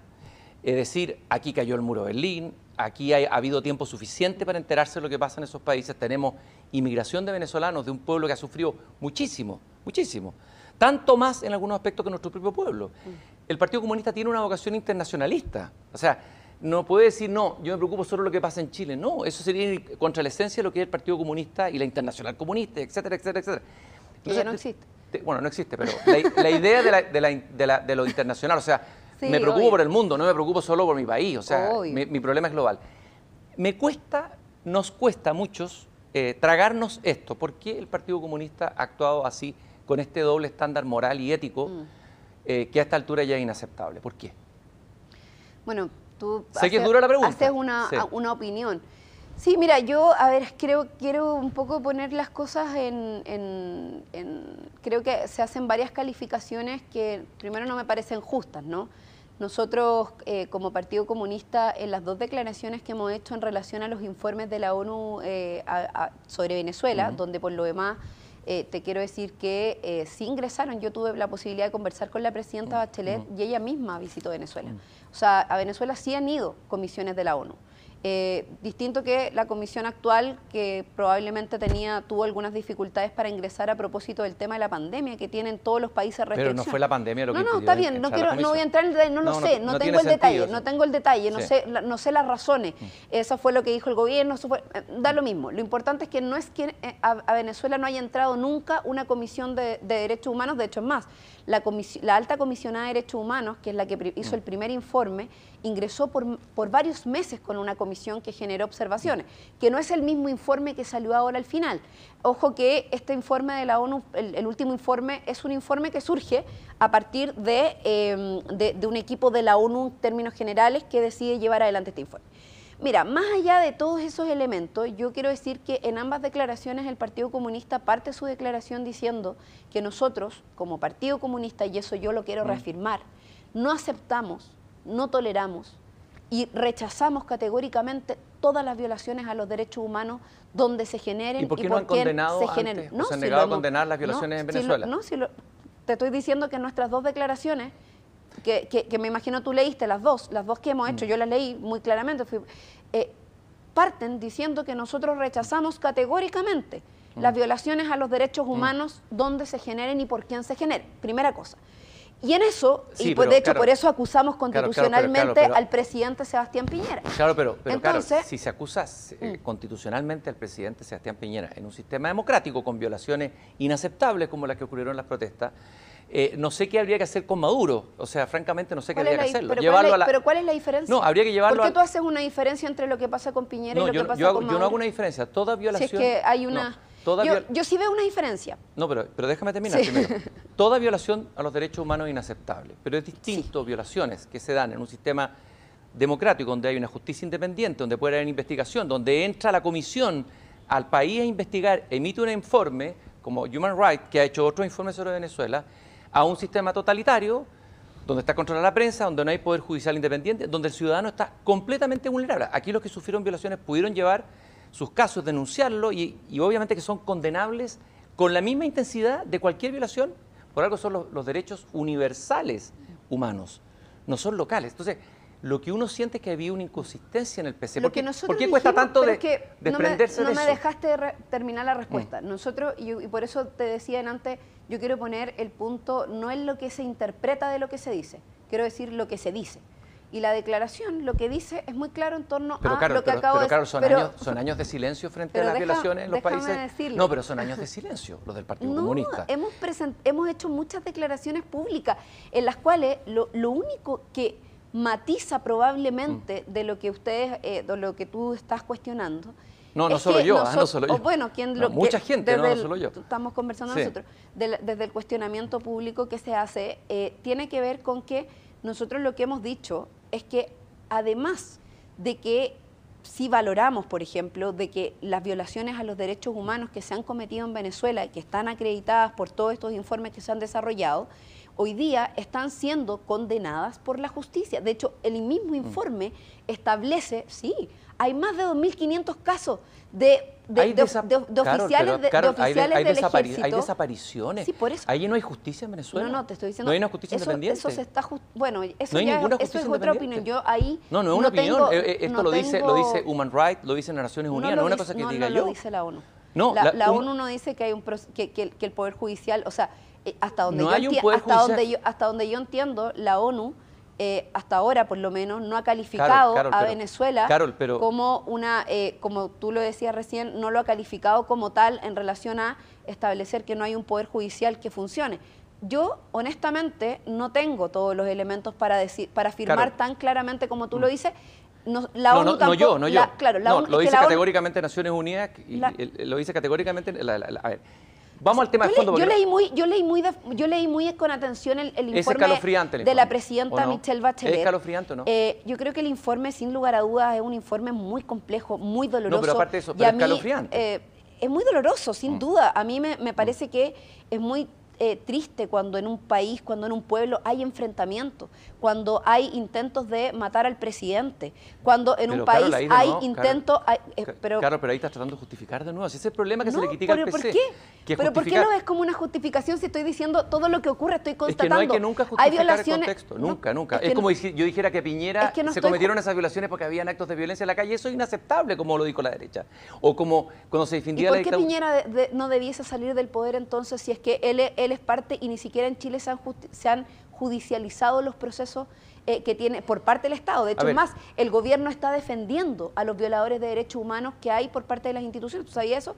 Que las defensas de los militares, de los policías que dispararon, que sacaron ojo, las está llevando como defensa al Estado de Chile. Por ejemplo, estoy poniéndolo como un ejemplo. Y no quiero empatar. Sí, yo soy muy crítico con eso. Y no el problema es empatar. Y no quiero empatar, el problema del empate, yo no empato. Entonces, lo Parto que yo digo, por rechazar. Si dentro de la misma izquierda hay una izquierda que siente que el Partido Comunista permanentemente está empatando y que eso es inaceptable ética y políticamente. Es que no estamos empatando. Mira, yo te lo vuelvo a repetir y quiero ser súper explícita en esto. Nuestra opinión es clara. Nosotros rechazamos todas las violaciones a los derechos humanos de donde vengan y donde estén y donde se hagan. Lo que creemos sí, y ahí quizás está el punto de diferencia, es que los procesos en Venezuela al menos se están judicializando y los está judicializando el Estado, y eso lo dice el informe de la ONU. Eso lo dice el informe de la ONU, no lo estoy diciendo yo, es una información. Y eso fue lo que nosotros dijimos. Sí. Y además dijimos, y nos parece importante, que en nuestro país que en Venezuela, más allá de las diferencias internas donde ahora se van a desarrollar procesos electorales, y yo espero que ese proceso electoral... Pero el proceso electoral es poco creíble y poco legítimo. Pero va a participar hasta... ¿Tú crees que es democracia lo que hay en Venezuela? Va a participar hasta Capriles. Sí, va a participar la oposición. Bueno, entonces, pero es que no, la oposición participó también cuando Pinochet hizo el plebiscito, pero no era democracia. ¿Pero es democracia o no es democracia? O sea, en Pinochet, obligó a la gente a participar del plebiscito.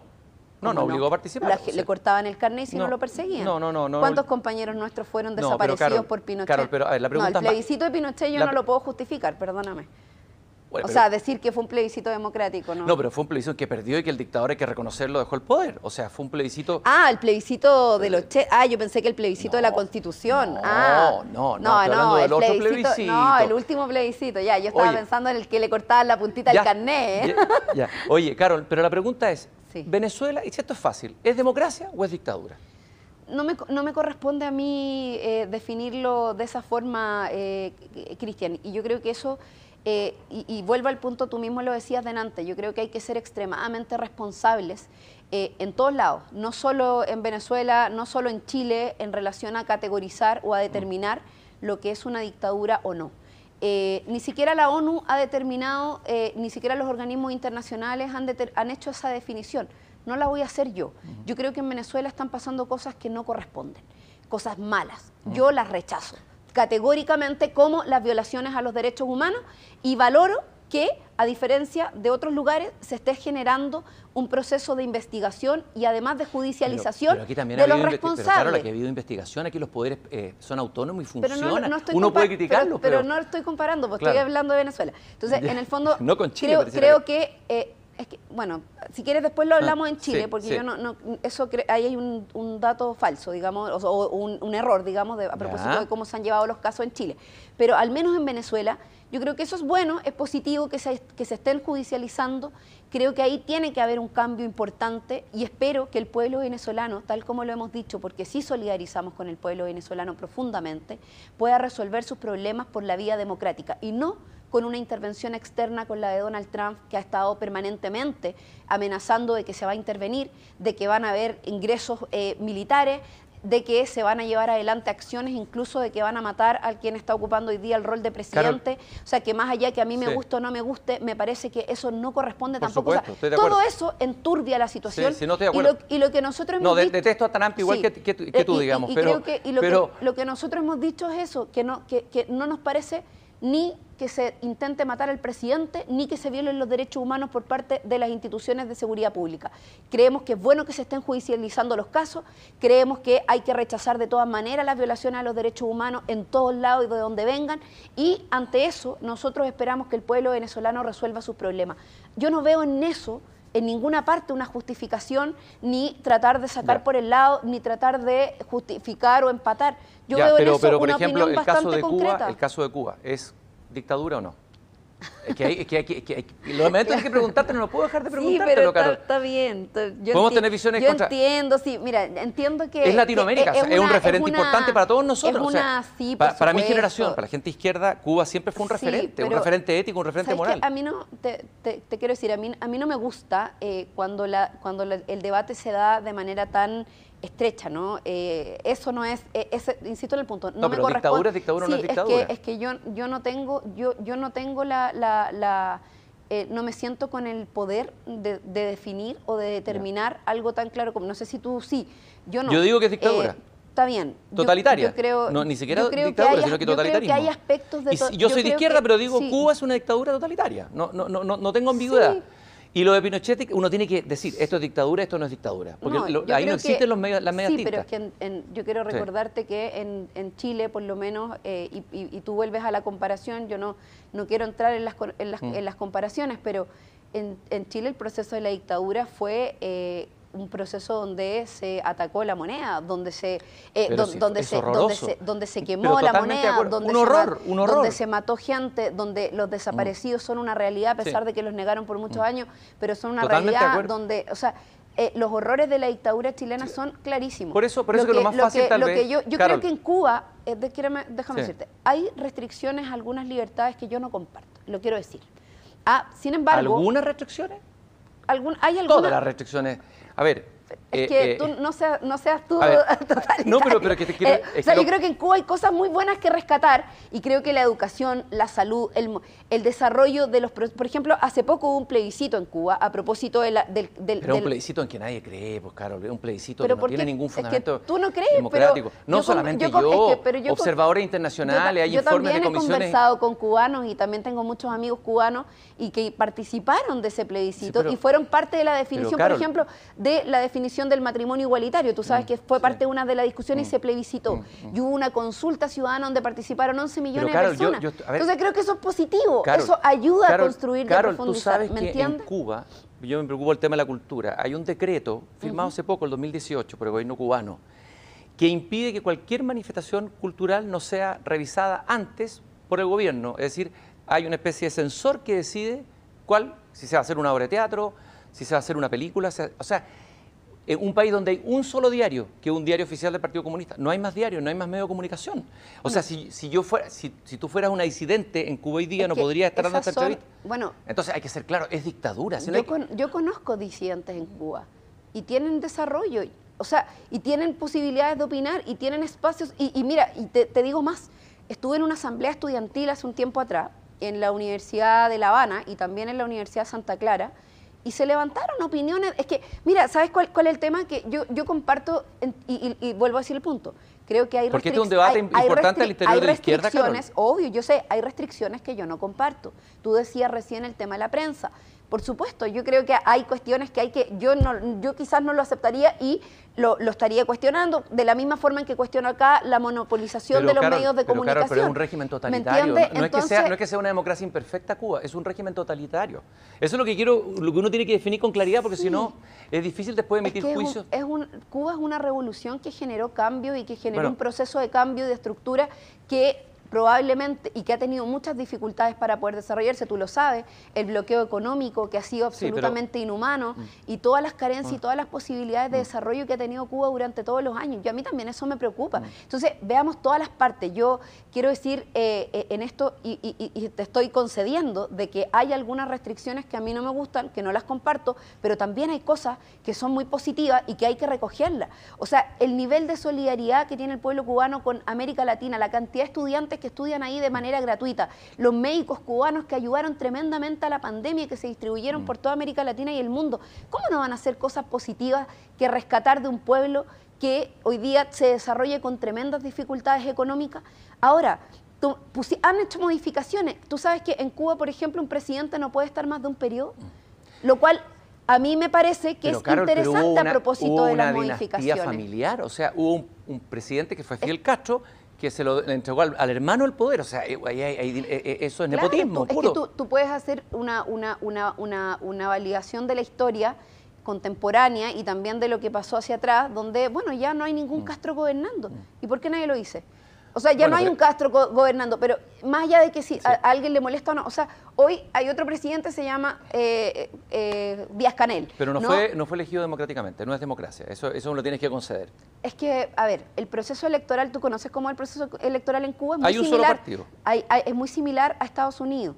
Y hay candidaturas independientes que se pueden Pero, Carol, levantar yo y que estuve se en pueden Cuba, desarrollar. Estuve Sí, en Cuba. yo también he Conozco estado hartas intelectuales, veces. Y en conozco Cuba intelectuales. tiene cosas maravillosas Cuba, no cabe Sí. duda, muchas dimensiones que yo valoro, Eso. pero no es una democracia. Entonces uno tiene que ser claro en decir si eso no es. Pero mira, no nos vamos a quedar Sí, aquí porque de si no, acuerdo. ya podemos discutirlo y no quiero pelearme contigo Sí, porque no. yo creo que hay aspectos del desarrollo de ese pueblo y de su Sí. proceso histórico que hay que sin duda mejorar y Sí. creo que hay otros procesos que hay que rescatar Ya. y en eso yo por lo menos lo que no voy a hacer es prestarme para esta lógica lapidaria de enterrar a un pueblo o a otro. No, pero más sin que un ver- pueblo es un sin ver- gobierno. ¿Ah? sin ver- No, no es un pueblo, es un gobierno. Es que es Venezuela un pueblo que ha tomado decisiones, pues, por algo tienen lo que tienen. pero es una Si los degradación. pueblos asumen responsabilidades también en relación a lo que lo que van ellos generando, ¿no? Ya, ok. Carol, para no quedarnos pegados acá, hay un tema que no hemos tocado, el tema constitucional. Así brevemente me gustaría saber cuáles son los contenidos que tú consideras indispensables, fundamentales a debatir. A ver, primero, ¿cómo ves el proceso constitucional? ¿Cómo estás esperanzada en ese proceso? ¿Cómo crees que se va a dar? ¿Cómo va a ser el devenir? ¿Cuáles son los puntos fundamentales que tú colocarías en la discusión? O que la izquierda, o el Partido Comunista, o la Izquierda Unida, no sé cómo va a ir en la convención, en el caso de que gane la prueba, habría que llevar a dar la pelea por esos contenidos fundamentales, o contenidos mínimos, por decirlo así.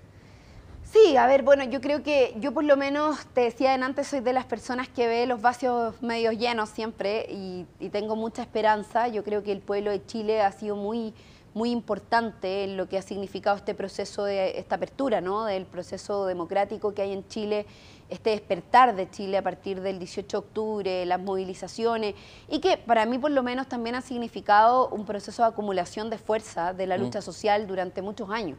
Yo creo que toda la transición ha estado marcada también por un despertar progresivo del pueblo que parte con los estudiantes y que no es casualidad que ahora el primer torniquete también lo saltaran los estudiantes.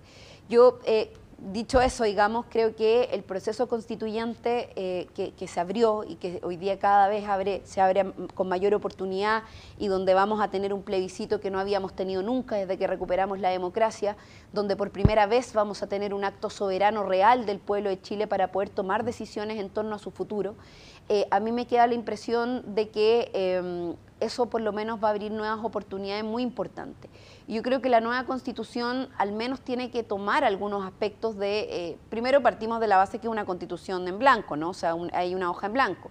Creo que el proceso constituyente tiene sus restricciones también y hay que tomarlas en consideración a propósito de que también hubo acuerdos, Por los 2/3. Hubo acuerdos de por medio, ¿cierto?, que se cruzaron a la voluntad mayoritaria y que lamentablemente pusieron restricciones como los 2/3, que probablemente nos van a pesar también en lo posterior.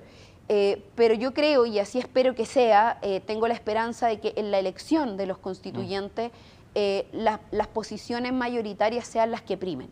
Y en eso, por ejemplo, el recaracterizar el rol del Estado, o sea, pasar de un Estado Eso te que iba a preguntar, garantice ¿qué derecho tipo a de un Estado? Estado subsidiario. Eso. O sea, nosotros tenemos un Estado subsidiario. Sí. A mí no... Ahora, hay distintos tipos de Estado subsidiario, hay matices, hay... Sí. Sí, yo creo que el Estado debe ser un Estado garante, Ya. solidario, que sea Ya. capaz de convivir con el mercado también. Yo en esto tampoco creo que, y en esto nosotros por lo menos también lo hemos estado discutiendo y creemos que en este proceso es importante que se anteponga por sobre todo la necesidad de que los seres humanos son el núcleo de la sociedad, las personas, que también es parte de lo que hoy día se establece que es la familia y a partir de la familia todo lo demás. Nosotros creemos que la persona es el depositario del núcleo de la sociedad, de su desarrollo y a partir de las personas el desarrollo de la familia o de otros procesos, el reconocimiento de los pueblos indígenas, el desarrollo de el establecer por lo menos incluso la posibilidad de pensar en un Estado plurinacional, multicultural, que yo creo que también es parte de una demanda histórica de convivencia para resolver lo que ocurre en la Araucanía o al menos empezar a resolver ese problema que ha tenido el Estado de Chile ¿Cómo con crees la que se podría Araucanía. resolver? ¿Cuál es el punto de la resolución del conflicto de la Araucanía, desde tu punto de vista? Primero abordarlo desde una perspectiva política y yo Ya. creo que hasta ahora no ha habido voluntad para eso, o sea, toda la perspectiva de vinculación con la Araucanía ha sido desde una lógica de seguridad, una lógica de enemigo interno, ¿no? O sea, yo creo que el Estado de Chile ha actuado de manera permanente como con una vinculación con la Araucanía y con el pueblo mapuche, como si fueran un enemigo dentro de un mismo territorio. Y yo creo que eso es lo mismo que ha hecho también con los migrantes, ¿no? Enemigos en un mismo territorio, que de hecho es parte de lo que la dictadura deja también como parte del legado. Por eso no se les reconoce, por eso se les usurparon sus tierras, por eso se les está exterminando su cultura. Y creo que en eso obviamente hay mucho por hacer desde el punto de vista del diálogo, desde el punto de vista de abrir espacio de representación y de definición política. Por eso creo que los escaños reservados que no están dentro del proceso constituyente, que lo hemos puesto sobre la mesa con mucha fuerza, deben incorporarse. Y me parece que el pueblo mapuche hoy, más que nunca, tiene un valor y una fuerza, y creo que eso también ha sido producto de la reivindicación popular. Es cosa de mirar del 18 de octubre en adelante cómo se levantaron las banderas mapuche, las banderas del pueblo mapuche por parte de la ciudadanía. También habla de un nivel de conciencia y vinculación distinta, de valor de un pueblo que convive en nuestra misma tierra. Entonces creo que ahí también, y creo que el proceso constitucional a mí por lo menos me esperanza también en torno a poder encontrar una nueva forma de relación y de trato. Yo tengo una alta relación con el pueblo mapuche permanentemente y creo que ahí hay una deuda que no puede seguir esperando para que se apliquen los convenios internacionales, por ejemplo. Por otro lado, creo que otro elemento importante de la Constitución es que sea una Constitución que garantice procesos paritarios y en eso perspectivar una nueva institucionalidad sin exclusión, donde las mujeres juguemos un rol activo. Yo creo que en eso el movimiento feminista también ha sido clave. Una Constitución que elimine las odiosidades de discriminación que existen en materia laboral, en materia salarial, en relación a los espacios de representación política. Yo creo que la paridad que se estableció en el proceso constituyente llegó para quedarse y me parece que todo el resto de las instituciones de nuestro país, el Poder Judicial, el Poder Legislativo, los ministerios, en fin, o sea, incluso las empresas, ¿no? Debiesen apostar a tener procesos de inclusión efectiva por la vía de la determinación de directorios paritarios, por ejemplo. ¿Qué te parece esta empresa salmonera que incorporó sí, a los obreros a la sociedad? Sí. A su sociedad, digamos. Me parece muy interesante, es un concepto muy similar a lo que es la cooperativa, ¿no? Yo creo que el cooperativismo, que es un proceso muy interesante, hay varios pueblos en América Latina que han incursionado en el cooperativismo como mecanismo, en Chile existió, de hecho, como medio de producción, sí, lo eliminaron con mucha fuerza. Una tradición de cooperativismo bien interesante. Muy interesante y todavía hay resistencia, hemos intentado darle fortaleza. De hecho, nosotros, te voy a contar una experiencia, en la Cámara de Diputados teníamos una empresa de aseo. Y cuando nos tocó licitar la empresa de aseo, porque yo soy la parte de régimen interno, se suponía que iban a echar a todos los trabajadores del aseo. Y lo que hicimos, ya a mí se me ocurrió, lo propuse y lo trabajamos, fue ayudarle a los trabajadores del aseo, a las trabajadoras son principalmente mujeres, a armar una cooperativa. Y hoy día tenemos una cooperativa de aseo en el Congreso Nacional, que es un dato no menor, porque creo que eso debiera replicarse en distintas instituciones del Estado. No sabía eso, qué bueno. Sí, bueno, son parte de las noticias que no se dan a conocer, pero seguramente después de esta conversación, de lo único que van a hablar es de Cuba y Venezuela, pero... pero hay buenas noticias, hay cosas importantes que estamos haciendo en Chile y parte de eso es, por ejemplo, el incentivar el cooperativismo. Yo estoy muy de acuerdo con que a propósito de cómo se determinan los medios de producción y fundamentalmente en este caso el medio, el que se comparta la plusvalía, el que se comparta las ganancias y el que no exista... Y las pérdidas también. Y también las pérdidas, riesgo, por supuesto, supuesto. A mí me parece que es una incursión muy interesante que hay que mirar y que hay que explorar.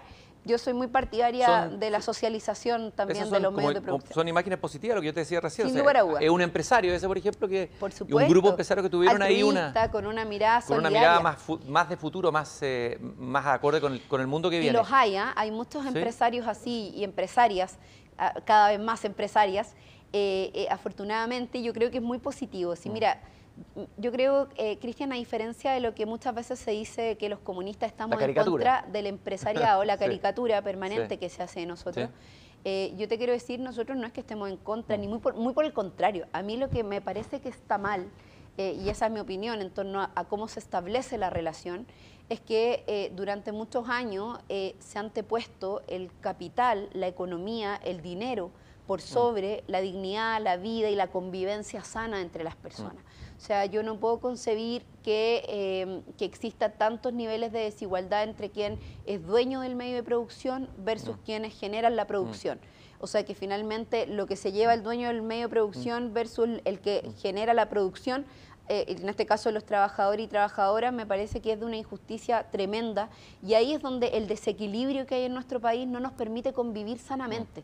Y creo que esa convivencia también pasa por democratizar la economía. Te lo quería decir delante, el profesor Solimano establece toda una apuesta que a mí me parece muy interesante y que tiene que ver con cómo se perspectiva el mercado, ¿no? Y cómo se perspectiva en una convivencia democrática, donde el mercado es necesario y hay que convivir y desarrollarlo y permitir, y no necesariamente generar una economía planificada de manera centralizada, como también es la caricatura que nos cuelgan a nosotros.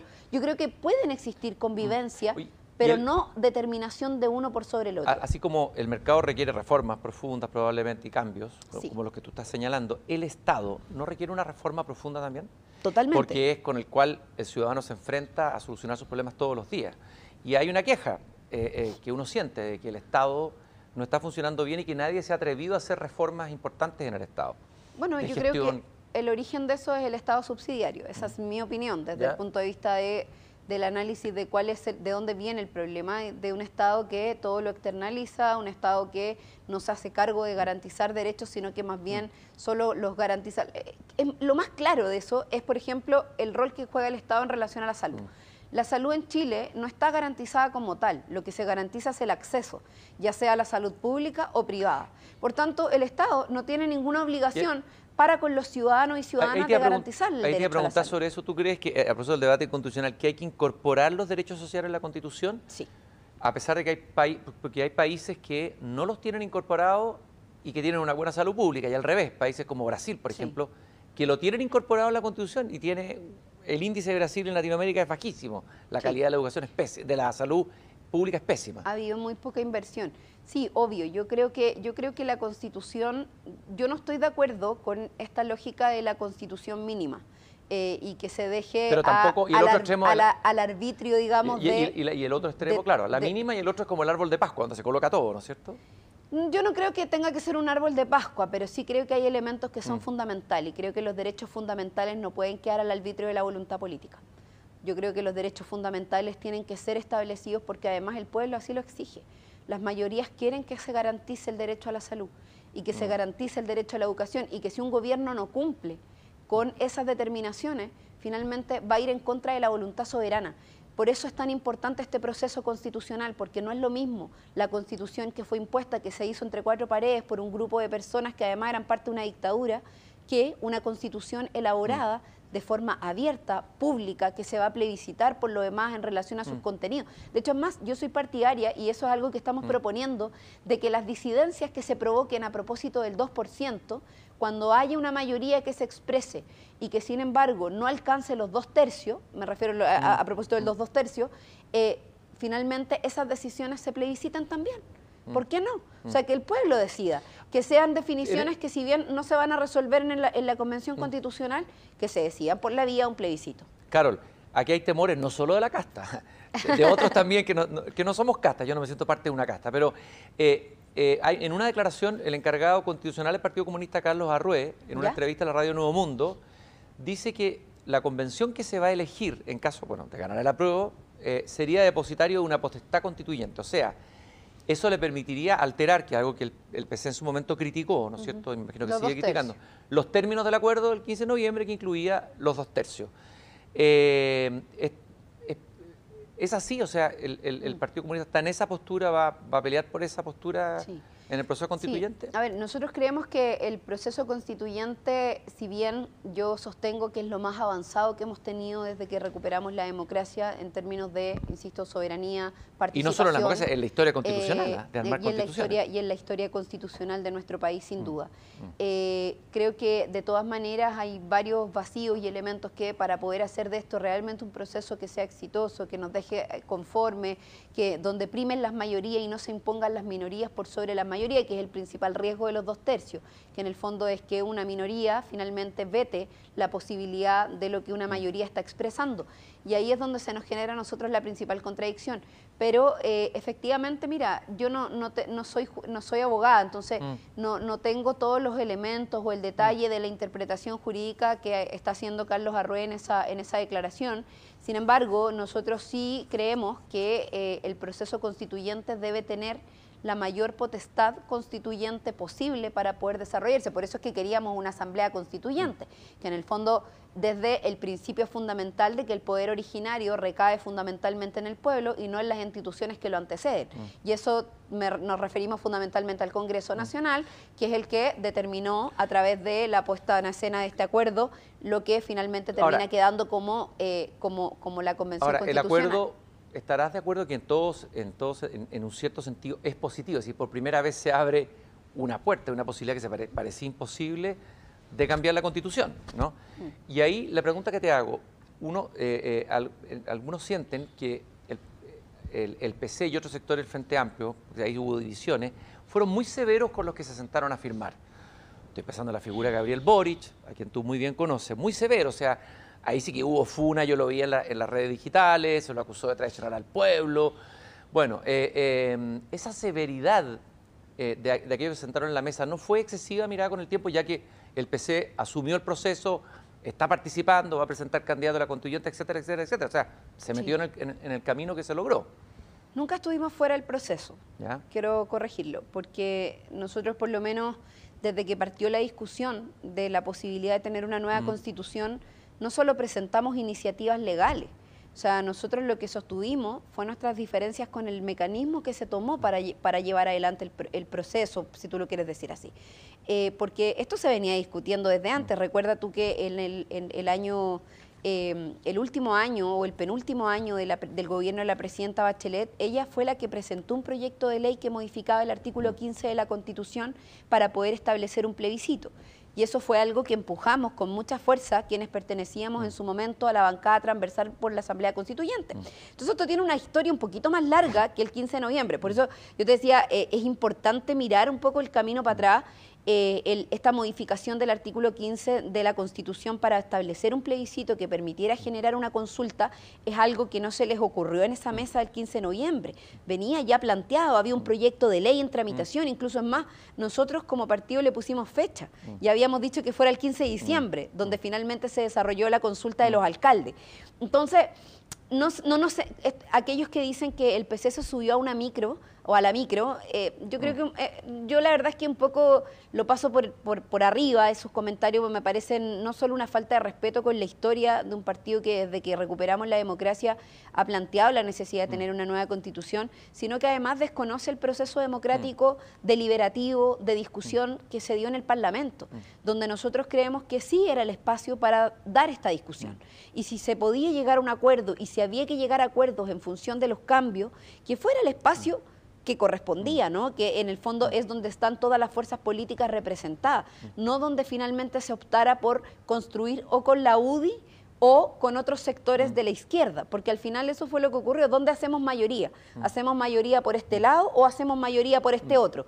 Y ahí yo creo que la lógica, partir de la exclusión, no es algo que sea bueno, creo que es dañino, pero también yo, por lo menos, Cristian, creo que esa es una etapa que al menos yo quiero dar un poco por superada también, porque evidentemente fue un momento complejo, fue un momento difícil, nosotros por lo menos tomamos una decisión en su momento, yo creo que fue correcta, porque no es que no estemos participando del proceso, lo vuelvo a decir, hemos participado de todo el proceso deliberativo, hemos votado en el Parlamento, hemos dado nuestra opinión, hemos presentado indicaciones, de hecho fuimos insistentes en lo de la paridad, en lo de los pueblos originarios con sus escaños reservados, en la disminución del quórum para que no sean las minorías las que veten a mayoría, en fin. Y varias cosas más que también propusimos. Como queda poquito, algunas preguntas de la Constitución que creo que le interesa a la gente porque es la que va a ir a votar y está tomando decisiones. A ver, 2 puntos que me va a contestar. El tema de la propiedad privada. ¿Cuál es el planteamiento del Partido Comunista? El tema del Banco Central. Esos 2 puntos así bien resumidos, bien al hueso, Carol. Sí. Mira, sobre el Banco Central nosotros hemos planteado la posibilidad de generar autonomía del Banco Central, obviamente como ya la tiene, pero no constitucional, o sea, que no sea una institución establecida por la Constitución, sino que vía ley. Porque en este momento tú sabes que el Banco Central como institución, y son pocos los países en el mundo que lo tienen establecido a través de la Constitución, son creaciones legales y eso les entrega, si bien con autonomía y todo lo que ello se requiere, pero por la vía de la ley. Eso, por tanto, permite generar mayores modificaciones, en fin, o sea, hubo otro tipo de control.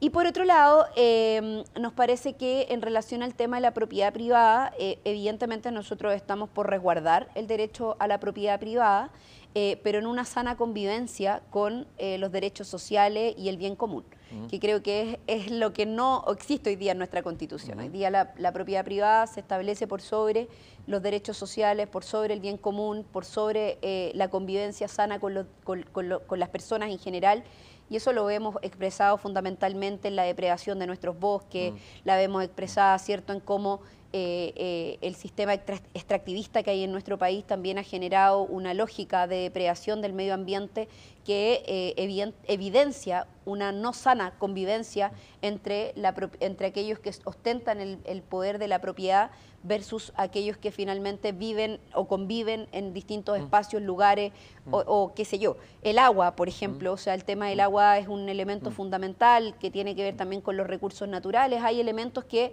nosotros creemos que también deben estar resguardados fundamentalmente por el derecho colectivo, por sobre el derecho individual. Más allá de que estamos completamente de acuerdo, y así lo hemos discutido, de hecho en nuestra propuesta así lo hice, ¿cierto?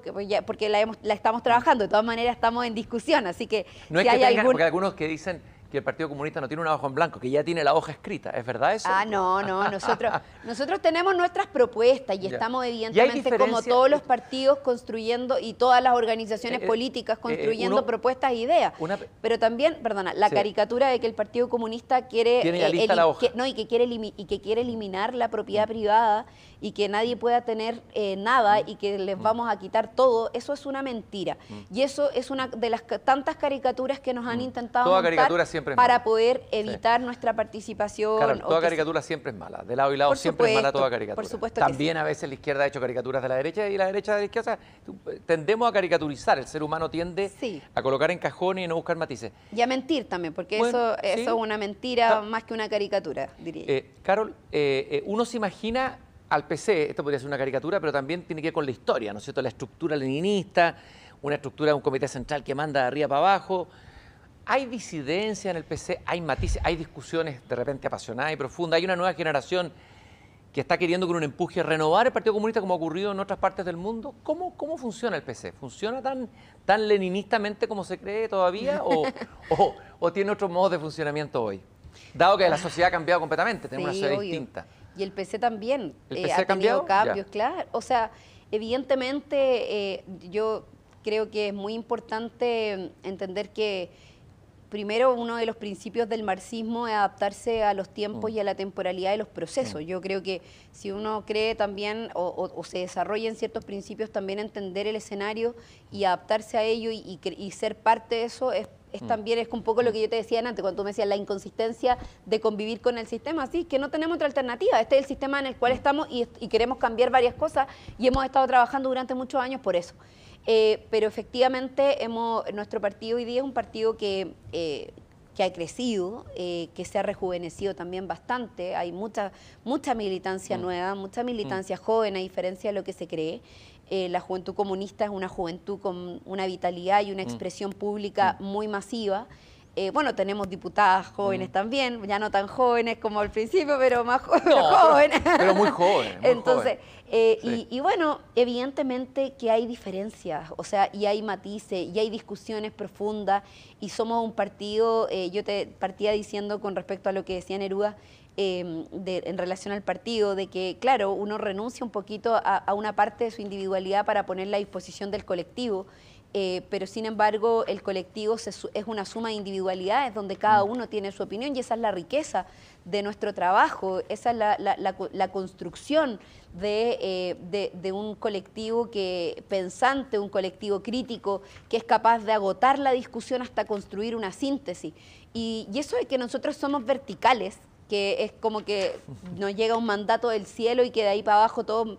orden del partido, la orden nos de partido. ordenamos, ¿no? Así se hablaba en mi época, pero, la orden de les llegó la orden de partido. Pero es que eso, mira, yo creo que durante la dictadura militar, cuando había que convivir con la clandestinidad, con la persecución, con que habían sectores, o sea, que si se salía una idea o se publicaba una idea de lo que se estaba discutiendo, nuestros compañeros eran perseguidos, asesinados, mutilados, maltratados, Terrible. exiliados, desaparecidos, y así es como tenemos 3 direcciones del Partido Comunista de Chile y la Juventud desaparecidas completas y asesinadas completas, asesinadas. Nosotros creemos que es fundamental que, o sea, diferenciar, o sea, claramente en esos tiempos probablemente había un rol más jerárquico de un ordenamiento, pero hay un elemento que para nosotros es un principio que es el centralismo democrático, así lo llamamos. Y es democrático a propósito de que el debate se tiene que agotar, se tiene que dar, y cuando tomamos una decisión, todos caminamos para el mismo lado. Y por eso es centralismo, porque en el fondo decidimos una idea central, pero la discutimos previamente para poder desarrollarla. Y en eso es lo que a mi parecer lo que al Partido Comunista también le ha permitido sobrevivir estos 108 años, a pesar de tener más de 30 años de persecución a nuestro haber. Carol, no puedo dejar de hacerte la última pregunta. Tú, en relación al COVID, por una experiencia que tú tuviste, no vamos a entrar en el detalle, tú escribiste un tuit que me pareció muy significativo, donde tú dices, hay veces que es necesario hacer una pausa y reflexionar sobre lo que está ocurriendo y darnos cuenta que no somos inmortales, que la vida es volátil. Me imagino que la vida política agitada, el estar en el Parlamento, el estar discutiendo, el tener que venir a estas entrevistas donde te preguntas sobre Venezuela, deja pocos espacios para la vulnerabilidad, la fragilidad, la interioridad. ¿Cómo? Es una pregunta que le he hecho a varios políticos aquí.